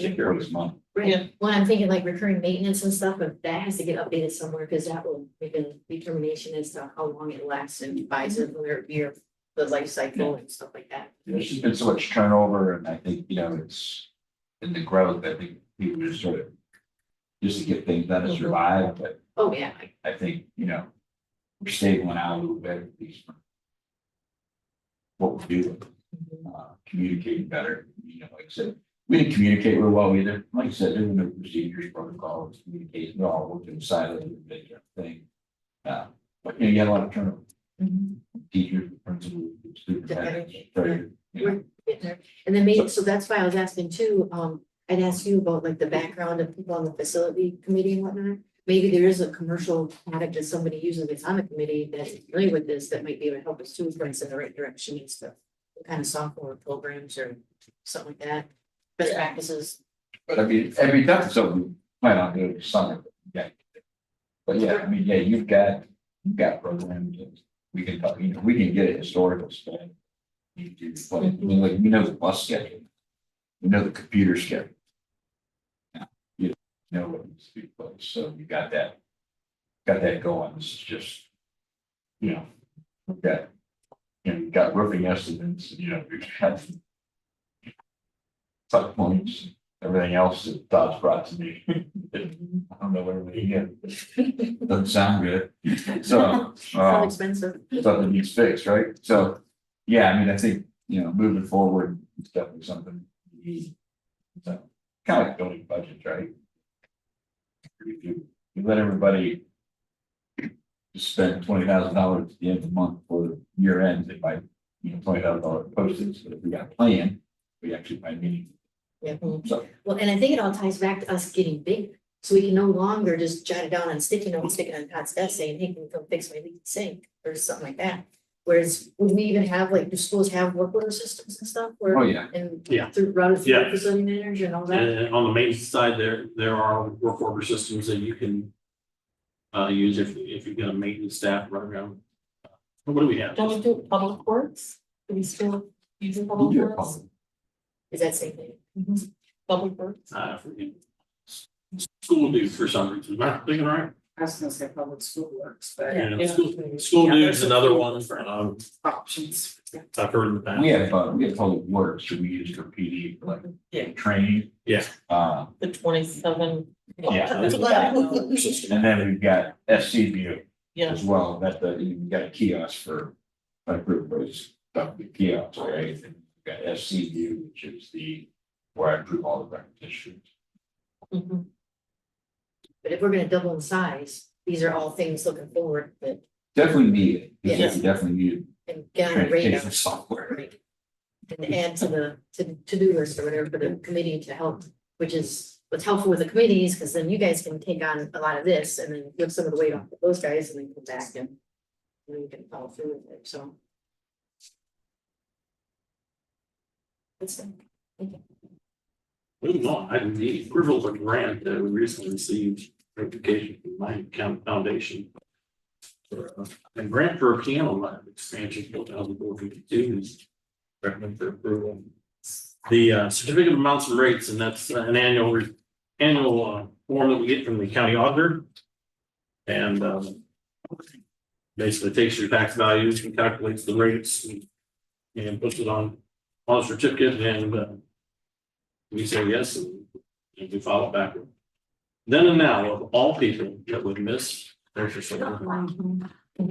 This group was so enamored with just making sure they're in here, get things done, they forgot to. We're gonna request that we do that for them. And I believe that brings us to a request to approve all those items above. Right, can I get in a motion to approve the consent agenda for the treasurer's report? I'll move. Donahue? Second, Butler. Discussion? You take vote, please? Mrs. Leskowitz? Yes. Mrs. Buck? Yes. Mrs. Donahue? Yes. Mr. Dean? Yes. Yes. That is the longest treasurer's report I've ever Thank you. had, but it's obviously Jenny's fault. Yes. And you guys been burning the midnight oil too, right? Haven't you guys had some late nights here? Like. Well, Okay. that's just our nature, right? You come up here, not a short drive. And you Same with crank it out, that. get it done. Half the time I'm heading to Columbus City, even when I live in Hamilton, I've got other things that take me there, for the rest of the week. Well, I appreciate you. Mhm. It's a great- Thank you. That's a lot of work. It is. It's true dedication there. Thank you very much. That's Mr. Nutter. Okay. I'd like the board to approve the administrative contracts we discussed earlier.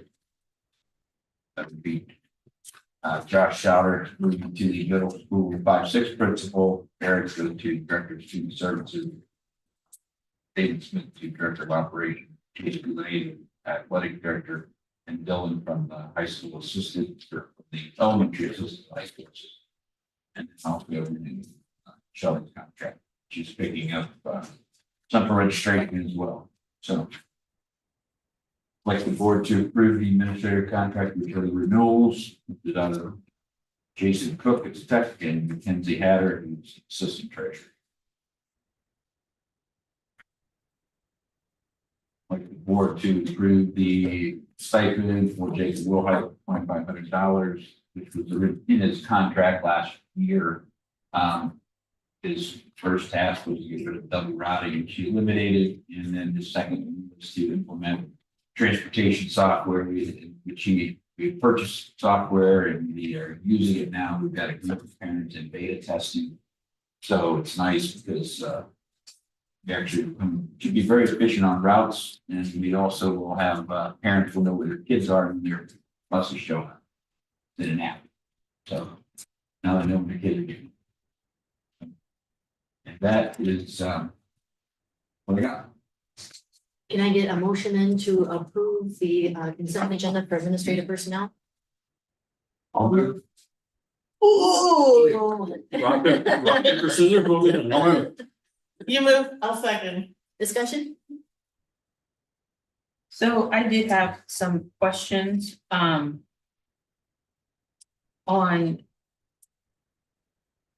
the assistant treasurer, so that's quite a big pay increase, so is there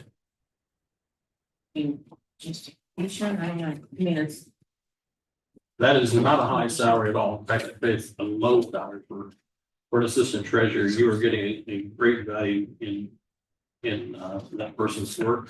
I've been impressed with the entire office, but certainly the assistant treasurer has displayed initiative. It is doing the job very well. And that is a person you want to make sure you keep. That the skill set that person has, it wouldn't be difficult. So it's in the district's best interest to give a reasonable raise there, which is what we've done. Yeah, again, they don't get steps at all. So when you start factoring that in, it's not out.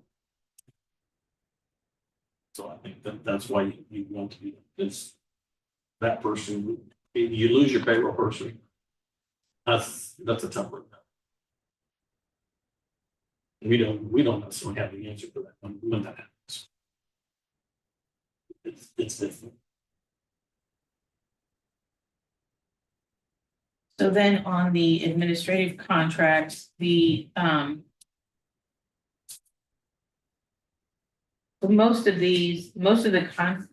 of the folks already had a contract that wasn't up for another 2 or 3 years. Correct.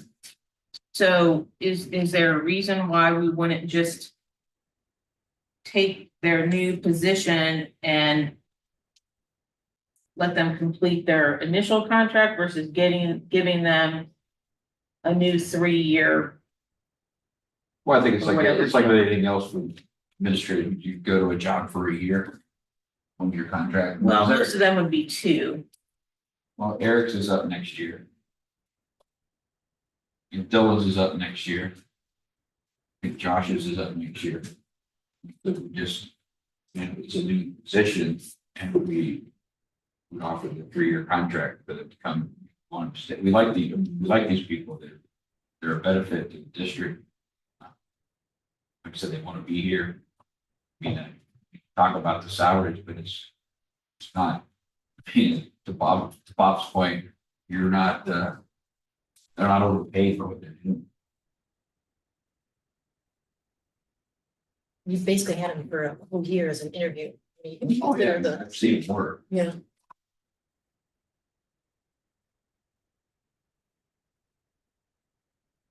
And I think too, that this should have probably been done years ago, and it hasn't been.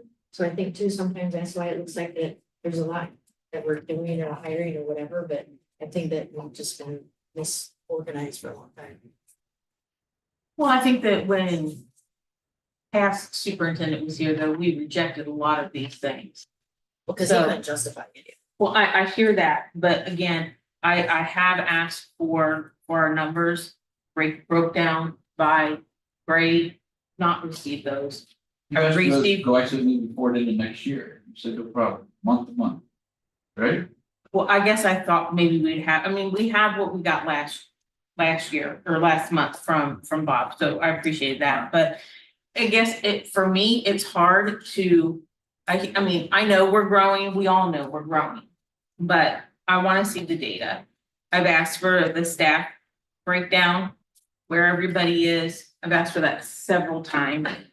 That still has not been shared, so I'm just hearing like we're adding, we're growing. Again, I know that, we all know that, but I like to see the data. And that's what I'm requesting. What data are you looking for to support the staffing? Like, what is numbers of students to the ratio of students to administrator, or The number of students per grade, broken down like we used to get every month. What our increases, whether it goes up, goes down, students coming, students going.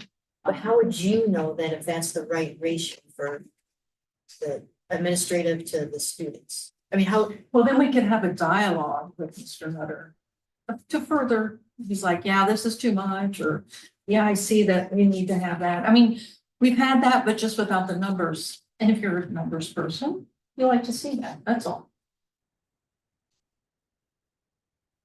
I guess I'm just thinking of that he's looking at the numbers. And I think that he's gained our trust. I'm not saying that to come in here and to say, okay, because he said so or whatever. I'm not saying that.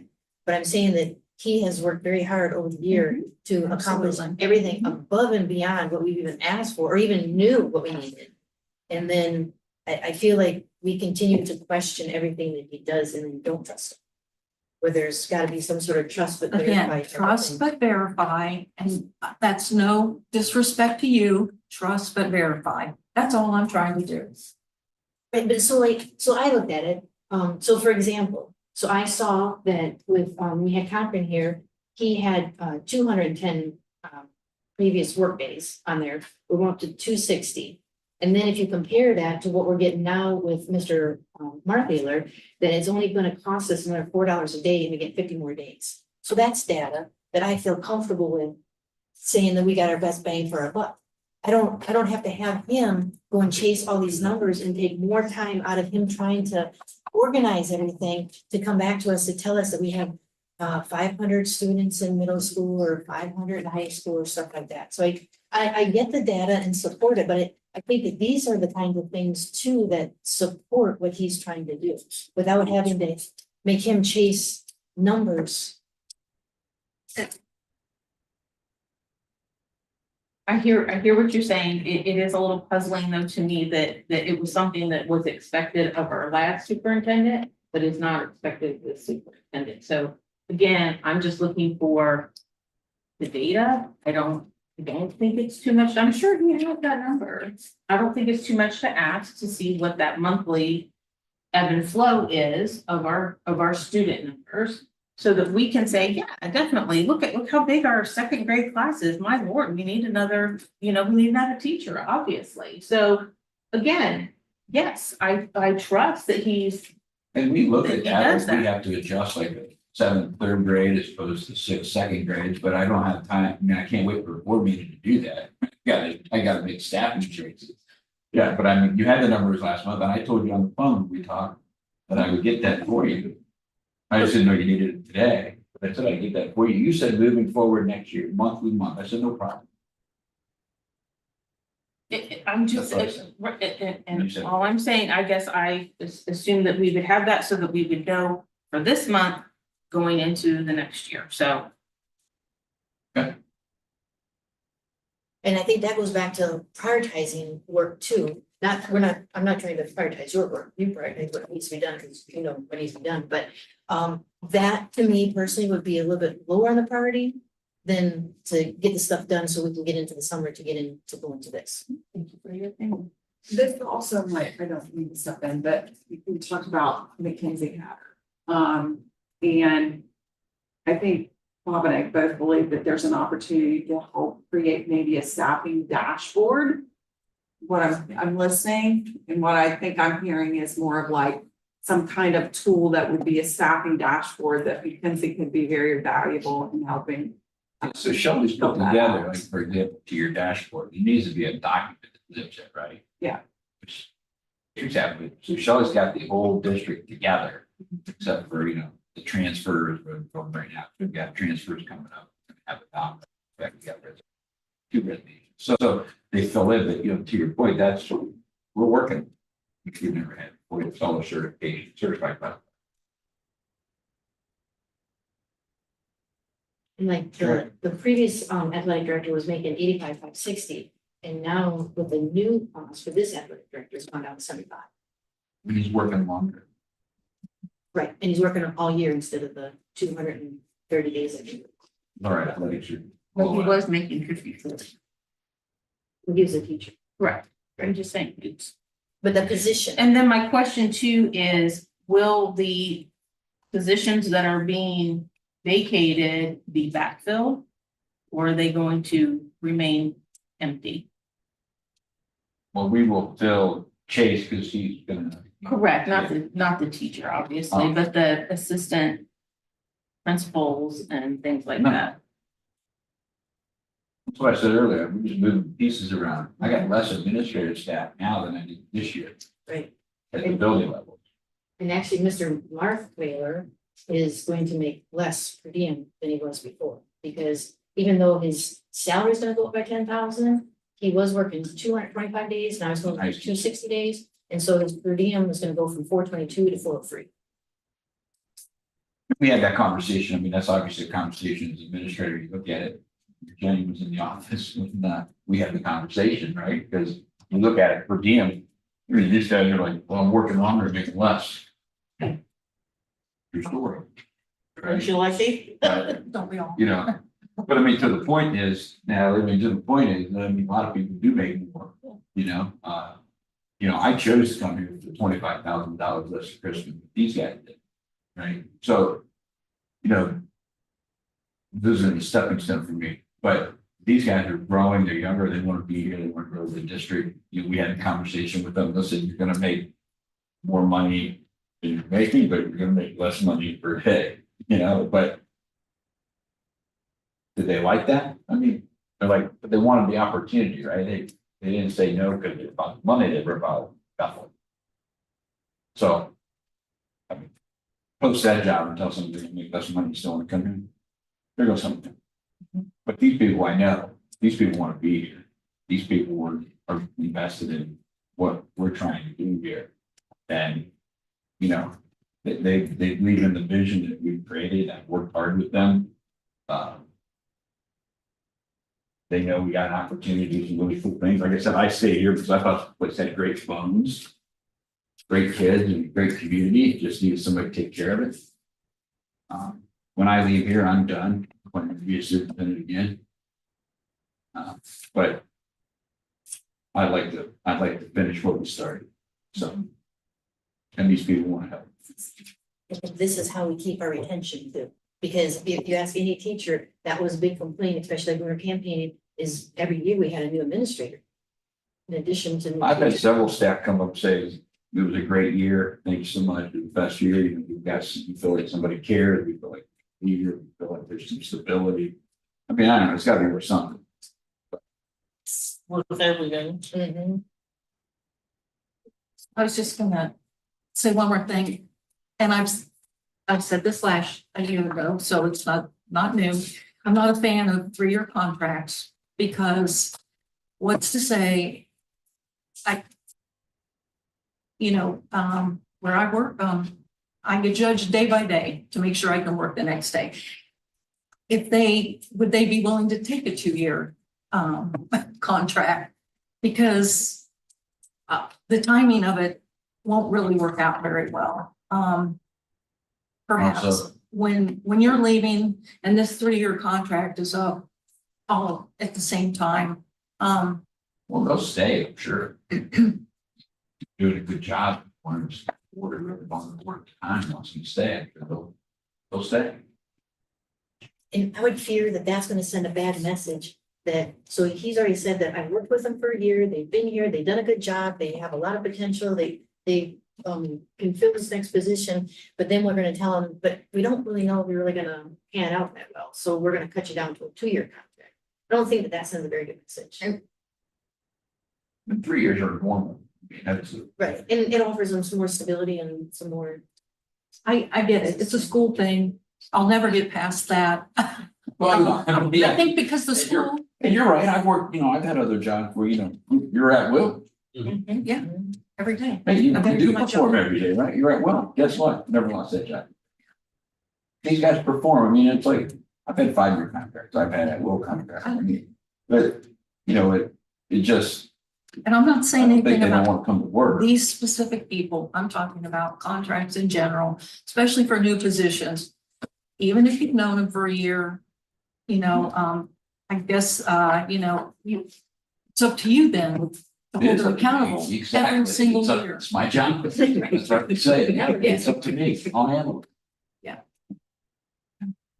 Yeah, because I ran, so. But we take the risk in the meantime. Well, so do I. It's my. But do you remember you came here? I came here and you watched me come, right? I love it here. But this isn't a stepping stone for me. I'm not looking for my next superintendent's job. I want to do the right thing. I've been successful everywhere I went. You think I want to screw this one up? No. It's me. No, I appreciate it. Thank you for the conversation. If we can't have a conversation, then we shouldn't even. Glad to have it. And then I looked up, so as of October of 23, when we're talking about retention, we had 19 resignations from the certified staff and we had 12 in classified. Yeah, that's, Before the somebody year mentioned that ended. today, at the treasury about all the resignation. I think Mindy, you mentioned it too. A while ago, you had a bunch of people leave years past, Yes. but not this year. No, now we're down to just a very few from just the 11 months, because we can't count June yet or whatever, but Right. just 11 months that you've been here. It was 15 and I think 27 then for what Chris Yeah, we had in had the same time frame. we had one resignation. Two, one left another district. Yeah, and I think like one's going to stay home with their kids. Yeah, we're staying home. So it wasn't even management or leadership type of stuff. It was more personal. And typically all the resignation letters have all been very nice. They're sad to go. They've enjoyed their time here. Yeah, And even Scott Lawson this morning at the breakfast. When he Yeah, was it's a talking powerful about- statement. Yes, very much so, very much so. Staff need to hear. I just think it's great that they want to grow here and they're not going to look for these positions in another district. Who, looking at these contracts, could probably get more money on Well, they get more. most of those positions. If that's what they wanted, they want to be here. They want to be bees in the hive, And they do. you know, So we got- and these are some great people. You, like you said, you've watched them, they've performed well. They've helped contribute to the growing culture and all these things we're talking about retention. And so if we don't reward our people, what's the benefit for them to stay? And in education, there aren't a lot of rewards like this, you know? Yeah, I mean, there's a reason, that, it's hard to hire staff. And there's not a lot of people out there that are qualified, eager to work in schools like these. Yeah, I think it's a tribute to you getting to work on all these things and getting focused and get things cleaned up and to have these pieces, and you've watched them for a year, so you've been able to coordinate this to the best of our district. I want to commend you because I see good things coming. I'm super excited. And we haven't had this good leadership for 20 years. So. Any more discussion? No? Okay. Then can I get a motion to approve the consent agenda for administrative personnel? Done. Oh, I did. Oh, that's right. I had a swimming tonight. Will you take roll, please? Mrs. Lustberg, Yes. Mrs. Butler, Yes. Mrs. Dunn, Yes. Mr. Reed, Yes. Mrs. Goodman. No, and basically just because I feel like we just didn't follow procedure, not because I don't think these are good people that don't deserve a good position. But I don't think we followed procedure.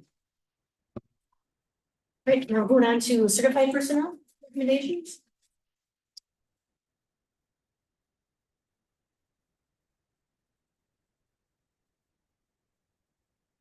Like your board to approve a one-year contract for the following new teachers, Jana Larwood and Tasha Thompson.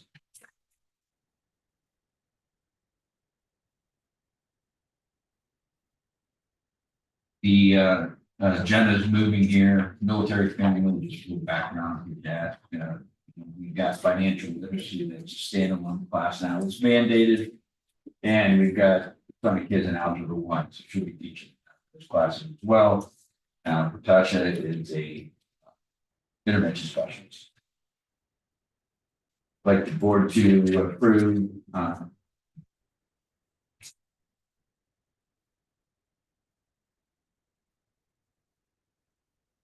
certified personnel.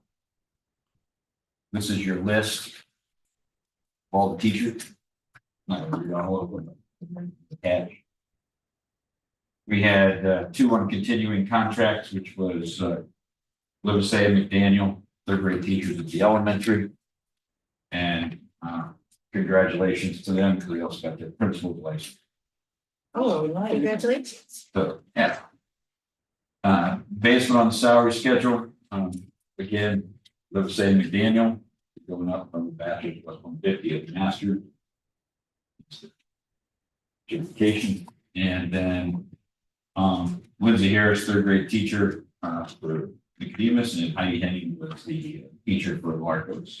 So asking for them to be long-term paid substitute. Coaching supplementals. Coaching supplementals are here from fall 25-26 fall winter. Basically just follow the BEA agreement. We had revised coaching assignments. We talked about this last month, but somehow didn't get the minutes. So here is the breakdown of what happened. Resignation from JV head baseball coach. Corey transferred to the head JV coach from the assistant coach, and Chet Atkins transferred assistant from the junior high baseball coach. Bob, that came up, somebody else had to pay. Yeah, that discussion was earlier in the week, and it might have even been before that as far as the board meeting. That happened, hold on, we get, yeah. It did show up the minutes, I said. I would get record of it. Yeah. Supplementals, and these are advisory positions, item H. These are going anywhere from your class advisors, music advisors, math advisors, newspaper, your wrestling. And there's, so we've got Thursday school monitors next year, but Saturday school. I think that was beneficial. Approve the RESA mentors. This is where we put the rookies with the pros, coaching for a couple of years. Get a stipend for that. We've got the teachers be paid stipends for student teachers from like state. That's on here. We pay the average there. We've got our science and reading stipends, which we've been doing those all year. They got that cleans up all the rest of them, right? We're done. It's done. Okay. So those are your, yeah, there's only two on there, I believe. And I need the resignation of Sarah Spreckles and Amanda Wick. Like we talked about, maybe just leaving, Sarah's taking a job somewhere else. Wish her luck. Rescinding the contract for Chen Chen. We approved her last month, and she quit before she gets started. So, and then recommended we approve the substitute teacher list from the ESC. And as we head into the next school year, we'll have our own substitute teacher. And then that's it. Approval of the consent agenda. Can I get a motion to approve the consent agenda for the certified personnel? I'll move Kiplinger. Second. Any discussion? Couple of questions. So we're adding the intervention specialists. How many intervention specialists do we have in the middle school? We have, you know, off the top of your head? Right now, we should have three. We have 3, 5 to 8. Or if you get like 5, 6, 7, 8, you have 3. Freckles was an intervention specialist, so she was 9. Hired 1. So we have we often have back up. We haven't heard yet. If we accept. So we really have 2, but we have an open position. Is that what I'm hearing? Yeah, we have 2. We got an open position. That you're hoping to have. We hope to have it filled, and then we'll check case. Because one of the things too, you know, as you look at this, and we talked about the opportunities from a instructional standpoint, I think the one plan, start to finalize that in the main document, you'll see some literacy and mathematics challenge that we have up here. You know, we can say we got 4 out of 5 on the report card, which is nice. But if I start to extrapolate some of that data and drive down and drill down into it, we've got some areas that we need to work on. So we need to find the right systems to help with that. In your case of special ed, our special ed numbers are low. And I have my own theory on that. But they are increasing. And we've got, and when I look at special ed, I understand special ed is the full continuum of talent and get that all the way, higher needs kids, right? So that whole continuum of special education, I don't want to just identify kids that are gifted and then leave them up. I don't want to just do the bare minimum for other kids, right? Because we legally have to. I'd like to have an opportunity to drive these kids and make them better students and better, have a better environment that they're in. So that, that's part of the case. I met with the intervention specialist from the high school today. We've got over 30 kids in 2 ISs. That works unless 5 of them come back from CPC and then I'm over the case, right? So, what is it that you want? You want to plan accordingly. We have the money for it. It's in staffing projections, but that's correct. Thank you. Anything else? So next year designated staffing will be taking over the substitute list, is that what I'm hearing? Yeah, you approved already, but we had to take apart ASOP from the UFC. They went to Red Rover. We're on front line. So ASOP comes over here on our front line. We have to rebuild it. And we have to, so we don't pay the SCA on ours. And supposedly they will, if they've done what they've done in the past in other districts, we won't have to worry about subs. So That's all, right? we don't get enough subs. And we'll talk about attendance next year. We're going to review the attendance. And we did help ourselves by lowering the entrance criteria, if you will. Correct. And we've increased the pay. Yeah. So that's. So. Thanks. I forgot about that. I would like to say, I would like to see more people have the supplementals instead of the same people all the time. I think that's, I mean, it'd be nice if there were some new names on there. Well, that's not because I'm I know, I'm choosing, just that's saying, what people want. I know. I'm just The saying, 9% of the word. I would like to see some diversity there. I just can't recall the number of years. Is that years at Bethel or have you given them credit for past experience too? I just couldn't recall. Thanks. Oh, it goes up to 10.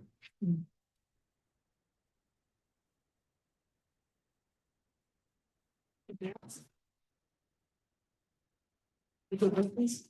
Mrs. Lutskowitz, Yes. Mrs. Butler, Yes. Mrs. Donahue, Yes. Mr. B, Yes, Mrs. Kitchell. Yeah.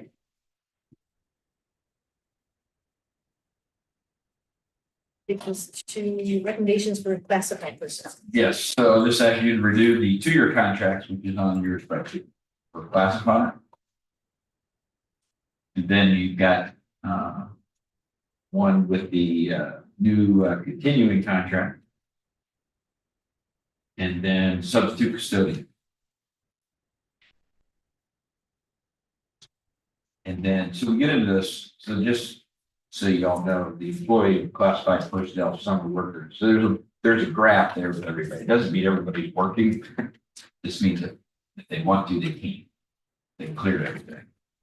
Background checks are in. If they want to work in the summer, they can. When I got here last summer, I saw these people in the buildings working and I didn't know what's going on. They go, I work here. I teach you. I'm like, okay. Cool.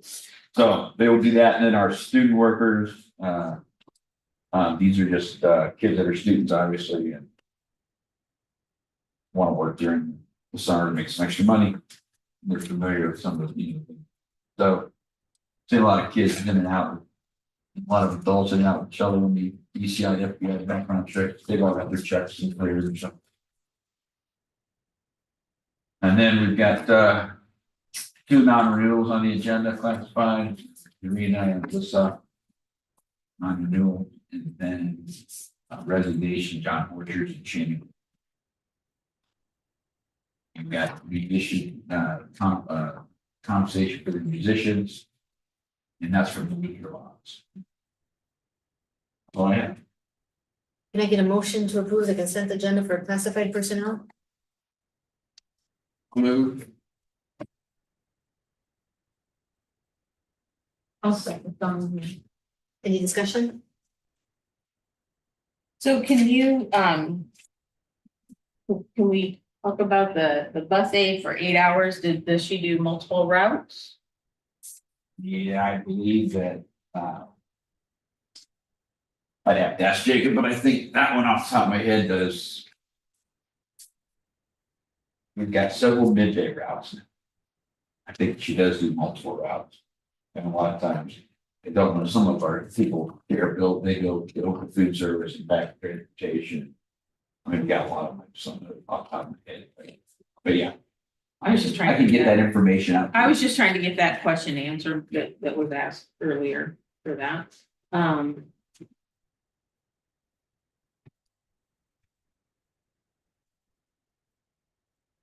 I also echo the pain for the orchestra members. I think we're missing out on paid opportunities for our students to be part of the pit. And Well, maybe next year that'll I change, hope because that maybe that- Russ is coming over to high school, I hope so we that got a that new will band change. instructor. because that is something, I mean, it's a great thing for those kids to Oh, I be agree. involved in. So I don't disagree. I hope that this is the last that we see. Well, I'm thinking that, I don't know, talking to Barrett and talking to hear what Megan said, it sounds like. Should be a nice change. For I being. hope so. I hope so. Because I think kids were in the musical, the band kids, but I don't know that we have that many band kids. Some of them were, I mean, when I watched, they were playing, but like I said, Megan's got. I mean, she's already got summer camps planned, I mean, she's pretty excited about it, Awesome. so. I expect 100 people at marching band next Friday night. Awesome. I want to. No, but it was marching band, sir. Very That's really Small, it's small. For your size of district, Yeah. No, it was small. It used to be 80 when we were half the size. but we were 64 with 100 kids in the class. You know, Yeah, I mean, yeah. It's, I've had some big bands myself. My districts, but. We're working on that here. Any more discussion? Take roll, please. Mrs. Lutz, Yes. Mrs. Butler, Yes. Mrs. Donahue. Yeah. Mr. Beach, Yes, Mrs. Goodall. Yes. Okay, board policies.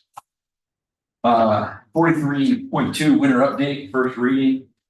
So Rachel, you and I and Mark went over this for hours. It was in length.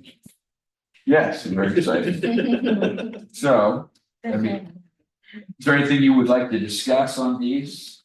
It's the first reading, we changed everything, updated it.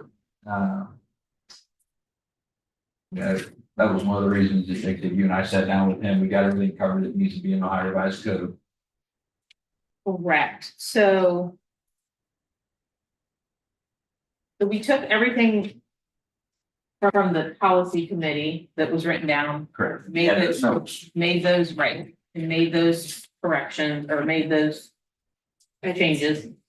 The special ed policy has to be passed in May. Yeah, that's And all. then we'll have to do it again in November.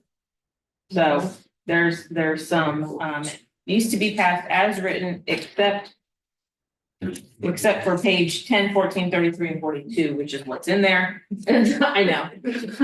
Okay. It's craziness. We went over all of that. And So- Reagan, Sue, that's policy you asked me about, remember back in March, because they were originally supposed to pass it in March, they Yeah. said, wait a minute, it's not right. So if you pass it in March, you do it Yeah. again, and then you do it again, and I said, now we waited, Okay, so we pass it now, we still got 4 parts on it that are wrong. Right, and you'll have to do it again. So we proved the 4 parts that are wrong, the part is right. okay, well, one part's right, so I guess we're improving. So it's Who knows?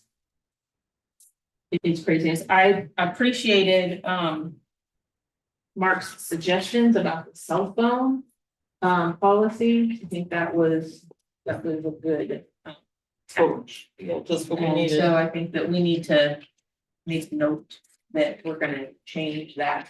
Well, I think, Good morning. and remember, the handbook hasn't been done yet for a reason, right? Because the handbook sort of zipped up there. No, Right. That becomes policy when you do it, so we can put just no cell phone, make it real simple. Well, we're hoping that that's taken care So the of by us state, anyway, of so, course, anyway. so I talked with a senator the other day, in Columbus, and basically told, the finance side, I asked him a question, he told 50% in the year, but I asked him a question about cell phone, he said it's not that. And I think. Oh, yeah. it's a no brainer, he said, and he goes, and we'll handle that for you, because when school will have started, once school started, it become law. It's job done. And I agree, I appreciate his comments too, and I was just thinking, I wrote it down when he was talking, that, we don't wanna lock ourselves into saying, like, they're gonna be locked up in a locker, they're gonna be locked up, we're just saying, and then when you write your administrative guidelines or your handbook or any of that stuff, then you will say absolutely no cell phones on person in, 720 to right, 250. and they'll be locked up in wherever they're gonna be locked up. It's, yeah, the handbook is, handbook and guidelines, we wait for you all to get through this meeting and then we'll do that. So, but can we put that into our Neola, but either stored in a designated area or in a method determined by the administration? Yeah, method, yeah. Method, yeah. Yeah, you Because know, then we're not locked into one thing, but Right. it still puts the right, but then we can define You that, wrote that you know. down at the meeting. I wrote Yeah. that. Email that to him. I will, Because he'll I add, will. he'll update it. Okay. And so does this mean that, are we gonna buy lockers? Are we gonna buy cell phone We're lockers? gonna look at the best way to store. I do like the locker. I do too. Cause he come up to my office, I mean, like little lockbox. Yeah. And you go, I mean, we're not buying this fancy one, but there's some that are super expensive. They charge them. Let's worry We don't about give that. her debt. They can bring that little battery or something. So the locker is different than the. Pouch. Pouch. Right. Basically just little. I think lockers. lockers. Everybody- You just store phones, Everybody- throw them, shut them, lock them, and you go, cause you go to homeroom for 5 minutes, right, at the beginning of the day. Lock them, go, the other day, 5 minutes, come back. And pick them up. Yeah, when we talk about the pouches, I did a quick calculation and it was like ballpark was 60 to 100,000 just for those. And I don't disagree with what you said, but it's like, even if we did get those and they're destroying them to get into them, it's like, well, you're gonna pay for that. Yeah. And you're gonna be disciplined. So it's not like we don't have Right. a way of dealing with it. Right. but- But this is less segregation. you know. Sure, oh yeah. Yeah. But I think, yeah, I mean, like I said, once we get this, you know, even when you approve the policy, you got, the bigger fight, I think I said this this morning, didn't I, Mindy? The fight will be with the parents, not the. Yeah. Parents. Yeah, I mean, because the staff asked about this morning, the whole staff. Said, I said, I mean, kids will be kids, but, and I talked to the House Representative, his constituents, 3 of those districts don't use cell phones, and he said it is awesome. Then after I got through the initial, oh, sure, my God. I know, sure. They said it was great, the kids are like, oh, the kids like it, so. I think it's the right thing to do. I think the kids will find it free, you know, if they're not connected to them. Yeah, I mean, I did not have mine. And I think that staff needs to model that. Yeah, I mean, And that's. that's you know, with that too, right? I can't have Right. everybody's phones like that. I'm sitting on my phone the whole way. Bad look. Right. Unless you're like, I'm on my way. Better be free. I'll be right there. Yes, Mr. President. Right, exactly. Yeah. Just like, wow. But yeah, I mean, that's, we'll button that up. You just email it. I will, I made it, yeah. And then, the board policies on the model policy, this goes back to what Rachel was saying, they finally got this somewhat right, but we need to approve it, we need to document it here, we need to sign it. payment in lieu of transportation, it's just a couple of kids we need in practical. They need kids, but. Need them practical facility rental. We got a lady that wants to rent out Bethel Hall. She's done it years past. Got like 400 little ballerinas. How fun. Good luck. I'm like, this. A lot of kids. And then. Memorandum of understanding for the supplemental, either the growth and the rationales, and I think you should have the. If there are questions on that. Like I said, the rationales are, this was an MOU, Mindy, that you and, the MOU and the rationales for the athletics. Yes. And wrestling, bowling, cheerleading. I mean, 3 pages of rationale, basically just, numerous times we had, like, we added the here's a perfect example. We had a JV head coach for wrestling. Why? Because there are numerous times we had JV tournaments and the matches were different locations. So we don't have a coach. I mean, and we're a number of growth, basically growth, they're all growth related, but that's why. That's why Mindy and David worked. That's the reason. And then the SRO contracts. They changed all the SRO contracts to count Miami County, but everybody on the same 3-year sequence. So they all get 3-year contracts. So if you're on 1 year, 2 year, 3, they need everybody free. That's why it's back on here to pay for our 2. You know, Liz left, and then we had Trey Honeycutt came on board, and then Scott's been here. So there's the 2 MOUs for the SRO contracts. So they're 3-year contracts. I know Jenny voted on. I just would tell you that those 2 guys, and with Liz too, when she was here, they do a lot that goes unseen. Still got this morning, right? A lot of what they do doesn't go noticed because it can't or doesn't need to, or they're minors or. But the one thing I can tell you is they're incredible. Like I got a text or an email alert 1 o'clock on a Friday or Saturday morning, and I called Scott. We had somebody at the house and put him in the So I mean, those things are invaluable, right? I mean, you know, the one time we don't do it, something happens. You know, and you know, Trey, we had a domestic dispute. Trey called me, 6 in the morning, ran me through everything. I met him down after 7:30. He came in and we went over it. So those are the kinds of things that, you know, we got to go through custody paperwork to figure out what's going on. But those are the things that they, right, on top of, you know, we've got our safety plan is due this year. It's like 64 pages. So last year we just had to update contacts. This year I have to do both. They're going to run 1. So they do a lot of good things. I pull over speeders and zone traffic. So It's like watching live meetings. we had pulled somebody over a couple of months ago, and they actually turned around and they pulled in front of the school to stop, and all the middle school kids like. He's like, he pulled the school. He's being put out there.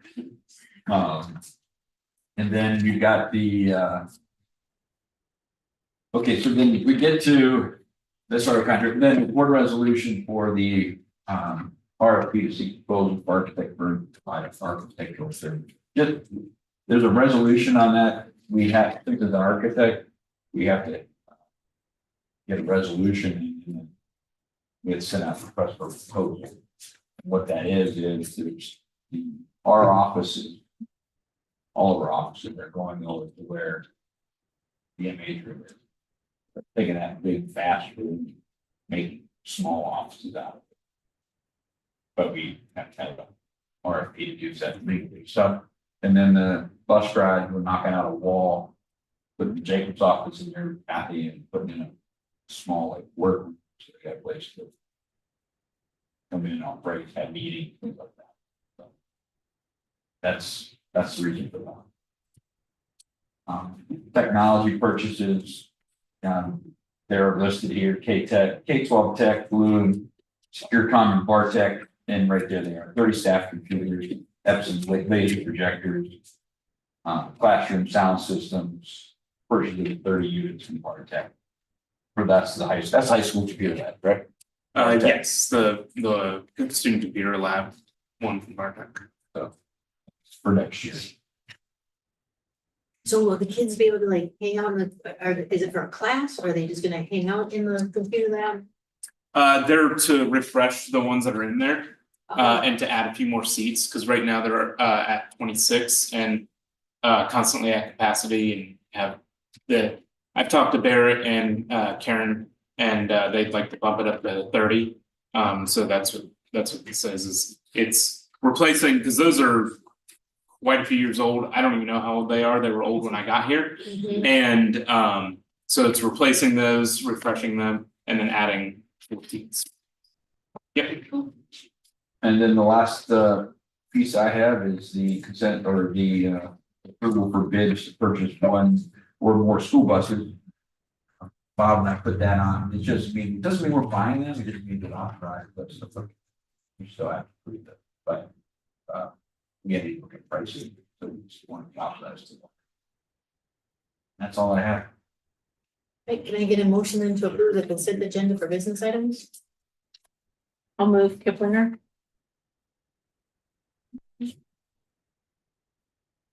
I'll start. Second. You gotta be louder, sorry. I heard a deep voice. I was being nice to wait. Any discussion?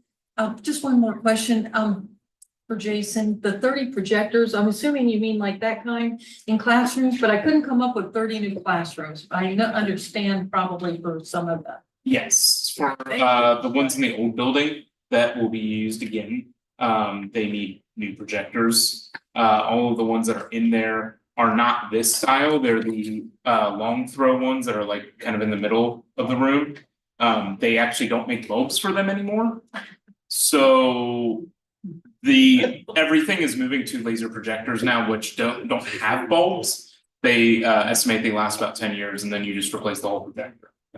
So that's what all of the elementary has. We've actually started replacing them in portions of the older, not the oldest building, but the first edition, I guess you could call it. C Hall. Yes. We started putting them in C hallway when the projector would just die. So I take it the 30, obviously, there's not gonna be 30 classrooms in the. there are 28. In the old, not in the old. It's the old building plus the old kindergarten wing, plus D hall. All of those have the long throw projectors that need replaced. And what are the desktop computers used for? Those are for the high school. Because it looks like they have games on. It says it's software suite and electronic games. And it partnered with Gravity Games, so like. Oh, what is that about? I wanted something, my request, if you wanted to actually look at it, my request was something that can run Adobe Suite, which is, when you're talking about Adobe Suite, it's because they're running like Adobe Premiere, which is the video editing software, so you need like a graphics card, basically a gaming PC. So that's what this one specifically was, a gaming PC. The other vendors submitted ones that weren't specifically gaming PCs, but did come with graphics cards that weren't as good. This one, Bob has all the quotes, but this one was the best one at the cheapest price. Like, it was the best one and it was the cheapest price. Yeah, it was a good price. I was surprised by the price, so. Yeah. Thank you. Anything else? Any more discussion? So I mean, I hear that with the addition of the wrestling and the bowling, I think obviously those are great sports for our students. Typically we've had 2 years before we put those on a supplemental. So there a reason why we're not doing a 2-year? I don't want to What's your call it a question? trial, but 2 years, what, 2 years? 2 years. Okay, or, yeah, I don't know the answer to that. I haven't been here 2 years. Actually, wrestling has been going along with Tecumseh for the past few years before. So, it's not that it hasn't been around, it has. And if you look at the numbers, we had quite a few kids. no, I understand that, but I mean, like, even when we had swimming, we had a jubillion kids doing swimming, but we still made them do the We have- 2-year. But they were doing it through Tecumseh too. So, I mean, the coaches were working over there for free. So, I mean, it wasn't that it wasn't being done, it wasn't being done.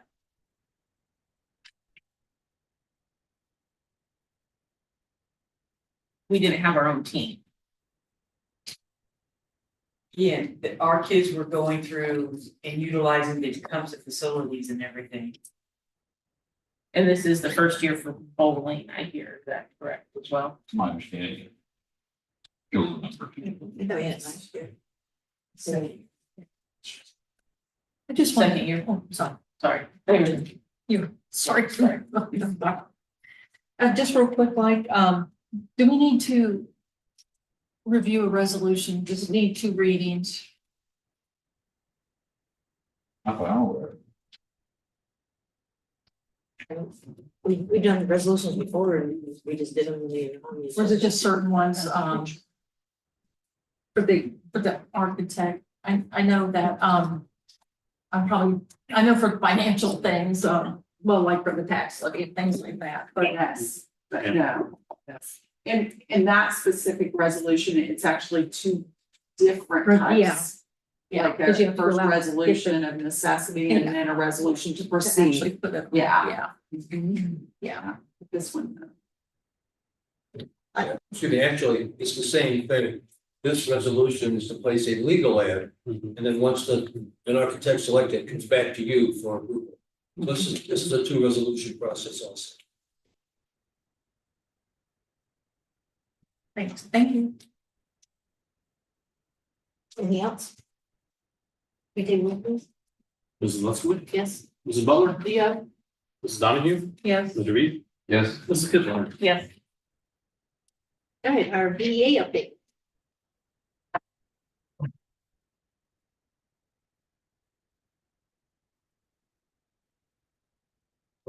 Oh, that had a bad knee, don't even go. First of all, congratulations to our 2025 graduate. I'm so proud of them. Look forward to the great things they're going to do in their future. Our Just Right students are going to the state tournament tomorrow at Ashland University. So, Casey, I hope they do well. We'd like to thank our classified staff, because without them, we wouldn't be able to do what we do as educators and teachers. They are the backbone and getting everything ready for our students. They are so important in everything they do. Like to thank every certified member in this district also, all their hard work and dedication this year. And positivity, especially with all the changes. Change is so hard and difficult and challenging. And when you have different positions, and then you got the ripple effect, and there, you know, your patience can run thin, but you gotta wait that time to go through. And I think our certified members have done a great job of that. Because we've had to wait till the last minute on some stuff, and that's, as teachers, we're not good with that. We're planners, you know. We started planning for next year already at the beginning of April. And when you can't do that, you're like, wait a minute, what's going on? You know, I will tell you, it has been a blessing this year and listening to the staff about the openness, the open communication, about seeing a superintendent that is out there in the district, who's listening to his staff, to his faculty, to everybody, and makes them feel like they're heard and actually doing stuff about it and showing how important they are. Because I've seen a big shift in some of the atmosphere, culture, going towards a positive. And if we can just keep that moving forward, and with that support he's given us, I mean, that's just immense. And that's the most I've felt. I've been here 10 years and this is probably the best year I've had in 10 years of seeing that positivity with the staff and what's being said and just being approachable and being out there in the buildings. So kudos to you. We appreciate that. Thank you. Looking forward to more support, support. And just looking for a great summer. Hope everybody gets rejuvenated and hit the road running. So. You're thank- right there. They did do a nice job, the staff. Yes, yes, I think so. Thanks, Thank Mindy. you. Have a great Yeah, summer. enjoy summer. Now get our committee reports. Let's see. Before we start committee reports, Greg, would you like me to make heading off student activities, correct? Yes. Okay, I want to make sure, I want to ask you, I had it to remove, I want to make sure you're paid. I will remove that moving forward. Okay, sorry. Thank you. CTC? I just wanted to, I think everybody knows the CTC students graduated, and I heard from those that were in attendance that it was a great event and a great lead in to those who did also participate in the Bethel graduation last night, so. And then they're out for the summer, and I'll update you more as things come along, and that's really all for that. Thank you. Technology committee? We got new technology. Well said, well said. We're replacing stuff and Found. Yeah. you know, sometimes it's just a few words to just get it out there. That's the board. From Andy, I'm shocked. Thank you, Jason. And then facilities committee? Well, first things first, I'll give you this, if you wanted to, take care of that for us, please, Yep. or the, facilities committee for the new start of the 2025 calendar year. So we're going to unappoint Matt Crispin, Danny Elam, and Lori Sebastian. And then we're going to appoint Andy Veed, Lauren Furter, Jason Pickett, Mindy Campbell, Brian Cox, and Amy. No.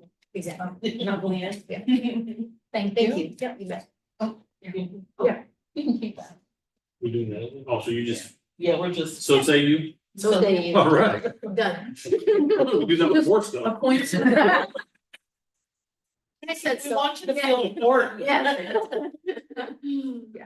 And then I want to say 2 shout outs. Thank you to Shelley for helping coordinate, setting up the meeting and for our last meeting last week and reserving the room and helping us working with Jacob to get the posting online. We'll continue to work on that. We're going to also try to set something up so that the minutes can be posted, anything that we do, all the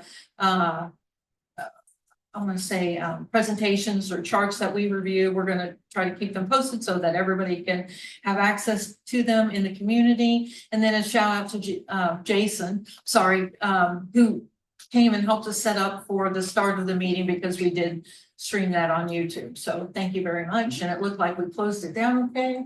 So thank you for helping us get that started. And then we did have a good meeting. We knew we would be a little shorthanded because of the end of the school year. Some people had other activities they needed to attend, games and other events that evening, but that's okay. We pressed forward. We talked about a number of things. One thing, I'm still going to work to get the numbers of kids in each classroom because we need that for planning as part of our planning. So I'll work with the admins of each office and try to get that breakdown because we need that as part of our planning as well. And then, I'm sorry. Yeah, I'll get it. Oh, okay. Well, if you're too, I mean, if you got other things, I'll have somebody get it. I can go call them. We just thought you had it. Thanks. That also will help us prioritize our campus overlay. You know, we're looking at the whole thing and everything from sports fields to buildings to parking lots, and we need that whole overlay as well as let's say, impact and projection of, you know, knowing what the state standards are for each building based on the number of students and things like that. It's just something that we're not familiar with, but we know that we need to make sure that we're at least aware as we're laying out the different information for our planning, because our next couple of things are, we want to go, we talked about, and we're gonna determine 2 dates that we can go visit Troy Christian schools, because they have the flexible school buildings with flexible rooms that can be made Reconfigured, is that right? They can be reconfigured. reconfigured, yep. And so we want to go up there and do a tour. We're going to try to set up 2 dates so different people can go and open that up to others who may want to attend. And then we're also trying to plan for getting this summer, starting in June, something out to the community so we can get further input, because we need to know some general things. What building, if any, do people want to keep everything on campus? Maybe opinions have shifted. Do people now want a new building in the carriage trails area? Opinions could have changed over the past 6 years since we started down the road of keeping everything on one campus. So we want to open that up, and other people have good ideas. We might even end up recruiting some other people with some extra skills that we can use along the way. So we want to get that scheduled for June as well. But first things first, we had a June 12th meeting planned, and we'll continue to have that based on the new information we got tonight. It sounds like we need to schedule something in the next 2 weeks to at least review the new information that Bob and Mr. Nutter put together for review, and that'll help us narrow some things down too, or just see what they're thinking to see where we can help and get things moving in a positive direction so that we're all aligned. And again, just to make sure that we're making good recommendations and hearing what everybody's input is together. So, I think that's all in general. June 6th here, June 12th at 6 p.m. here. And the other one, I'll try to send out a feeler to the rest of the group to see when they're available. And then I'll touch back up with you, Mike, to see if the other team members well, Todd's on our thing, and I know, you know, they'll be busy, but we'll see what's good for them too in the next couple of weeks. That's really all I have for now. Thank you. Academic committee? Okay, we haven't met simply because this committee integrates a lot of staff input, a lot of information coming from our testing results and reports that we have to do. So we can't just really have a committee without all this other information. So it didn't make sense to have everybody get together to look at each other and say, well, we don't, what are we discussing? So your time of shine is coming. We're starting to get test scores in these states. yeah, I know that those were starting to come in, and I knew Eric was coming on, and so. With the one plan too, which I think you'll find interesting, shows the exact issue. Oh, see it. So until we had that, to have a meeting was effective use of the time. So all of this is coming as amalgamating, and we're going to have this super meeting, and we just need to have all the foundations laid before we have a meeting that produces something that we can use. Okay. And I'll get all that to you in the summer. Yep. Start to move. Yeah. Thank you. The policy committee. Now, the policy, we'll go there and interrupt for a second. Rachel, do you still want to be on the committee? I'll be on the You committee. just don't want to chair the committee? Correct. Did you get any feedback from anybody on the committee who would like to chair it? Because it doesn't have to be a board member. It could be anybody. I said I'd do it then, if nobody else. Do it, just so Mr. Gunner didn't have to. Okay, I just want to make sure you update that. Thank you. And then, did you have any? Okay. Covered. We already, Yeah. Covered your winter update. we've already did her winter. Give her the chance. Is there anything I'm else? emailing Mark right now. Then, finance committee? So we have not met because I'm trying to be respectful of Bob and Jen's time that they are here. So I think when we get around the curve and get going in a different direction, then we will start. And I appreciate all of you. Like after June 30th, when we know what we're about to discuss. Well, yeah, you always. And so if the committee wants something there during the transition during the summer. Sure, I mean, it's probably good for us to meet with you at least once, Okay. might be the next Yeah. one. Maybe we can coordinate a day that, is there a day that both of you all are here? We can schedule. You know, Good day. we could. After that. Since you're here. Yeah, exactly, that's the thing, like, What's another? if you thing? insist. Yeah. I think Andy wants to join us now too, but, so yes, oh, that would be great, thank you. And then I just had one go back, because I didn't know if you were going, are you gonna speak to any student activities in particular tonight? Okay. Just yesterday, it was brought to our attention, and so I was just waiting to hear if it would come up today. I didn't want to overlook anybody, but we were told that the environmental team is going to state to compete in June, so Oh, yes, Miss Gatrell mentioned that to us. She's the high school science teacher, and she shared that with us yesterday, so I thought she was really pleased because she said they hadn't had an opportunity to go to state in several years, so it was very good. I think there's usually 4 students on that, but she didn't share their name. Nice. Now can I get a motion to go into executive session for the reasons of, to consider the appointment, employment, dismissal, discipline, promotion, demotion, or compensation of employer official, or the investigation of charges,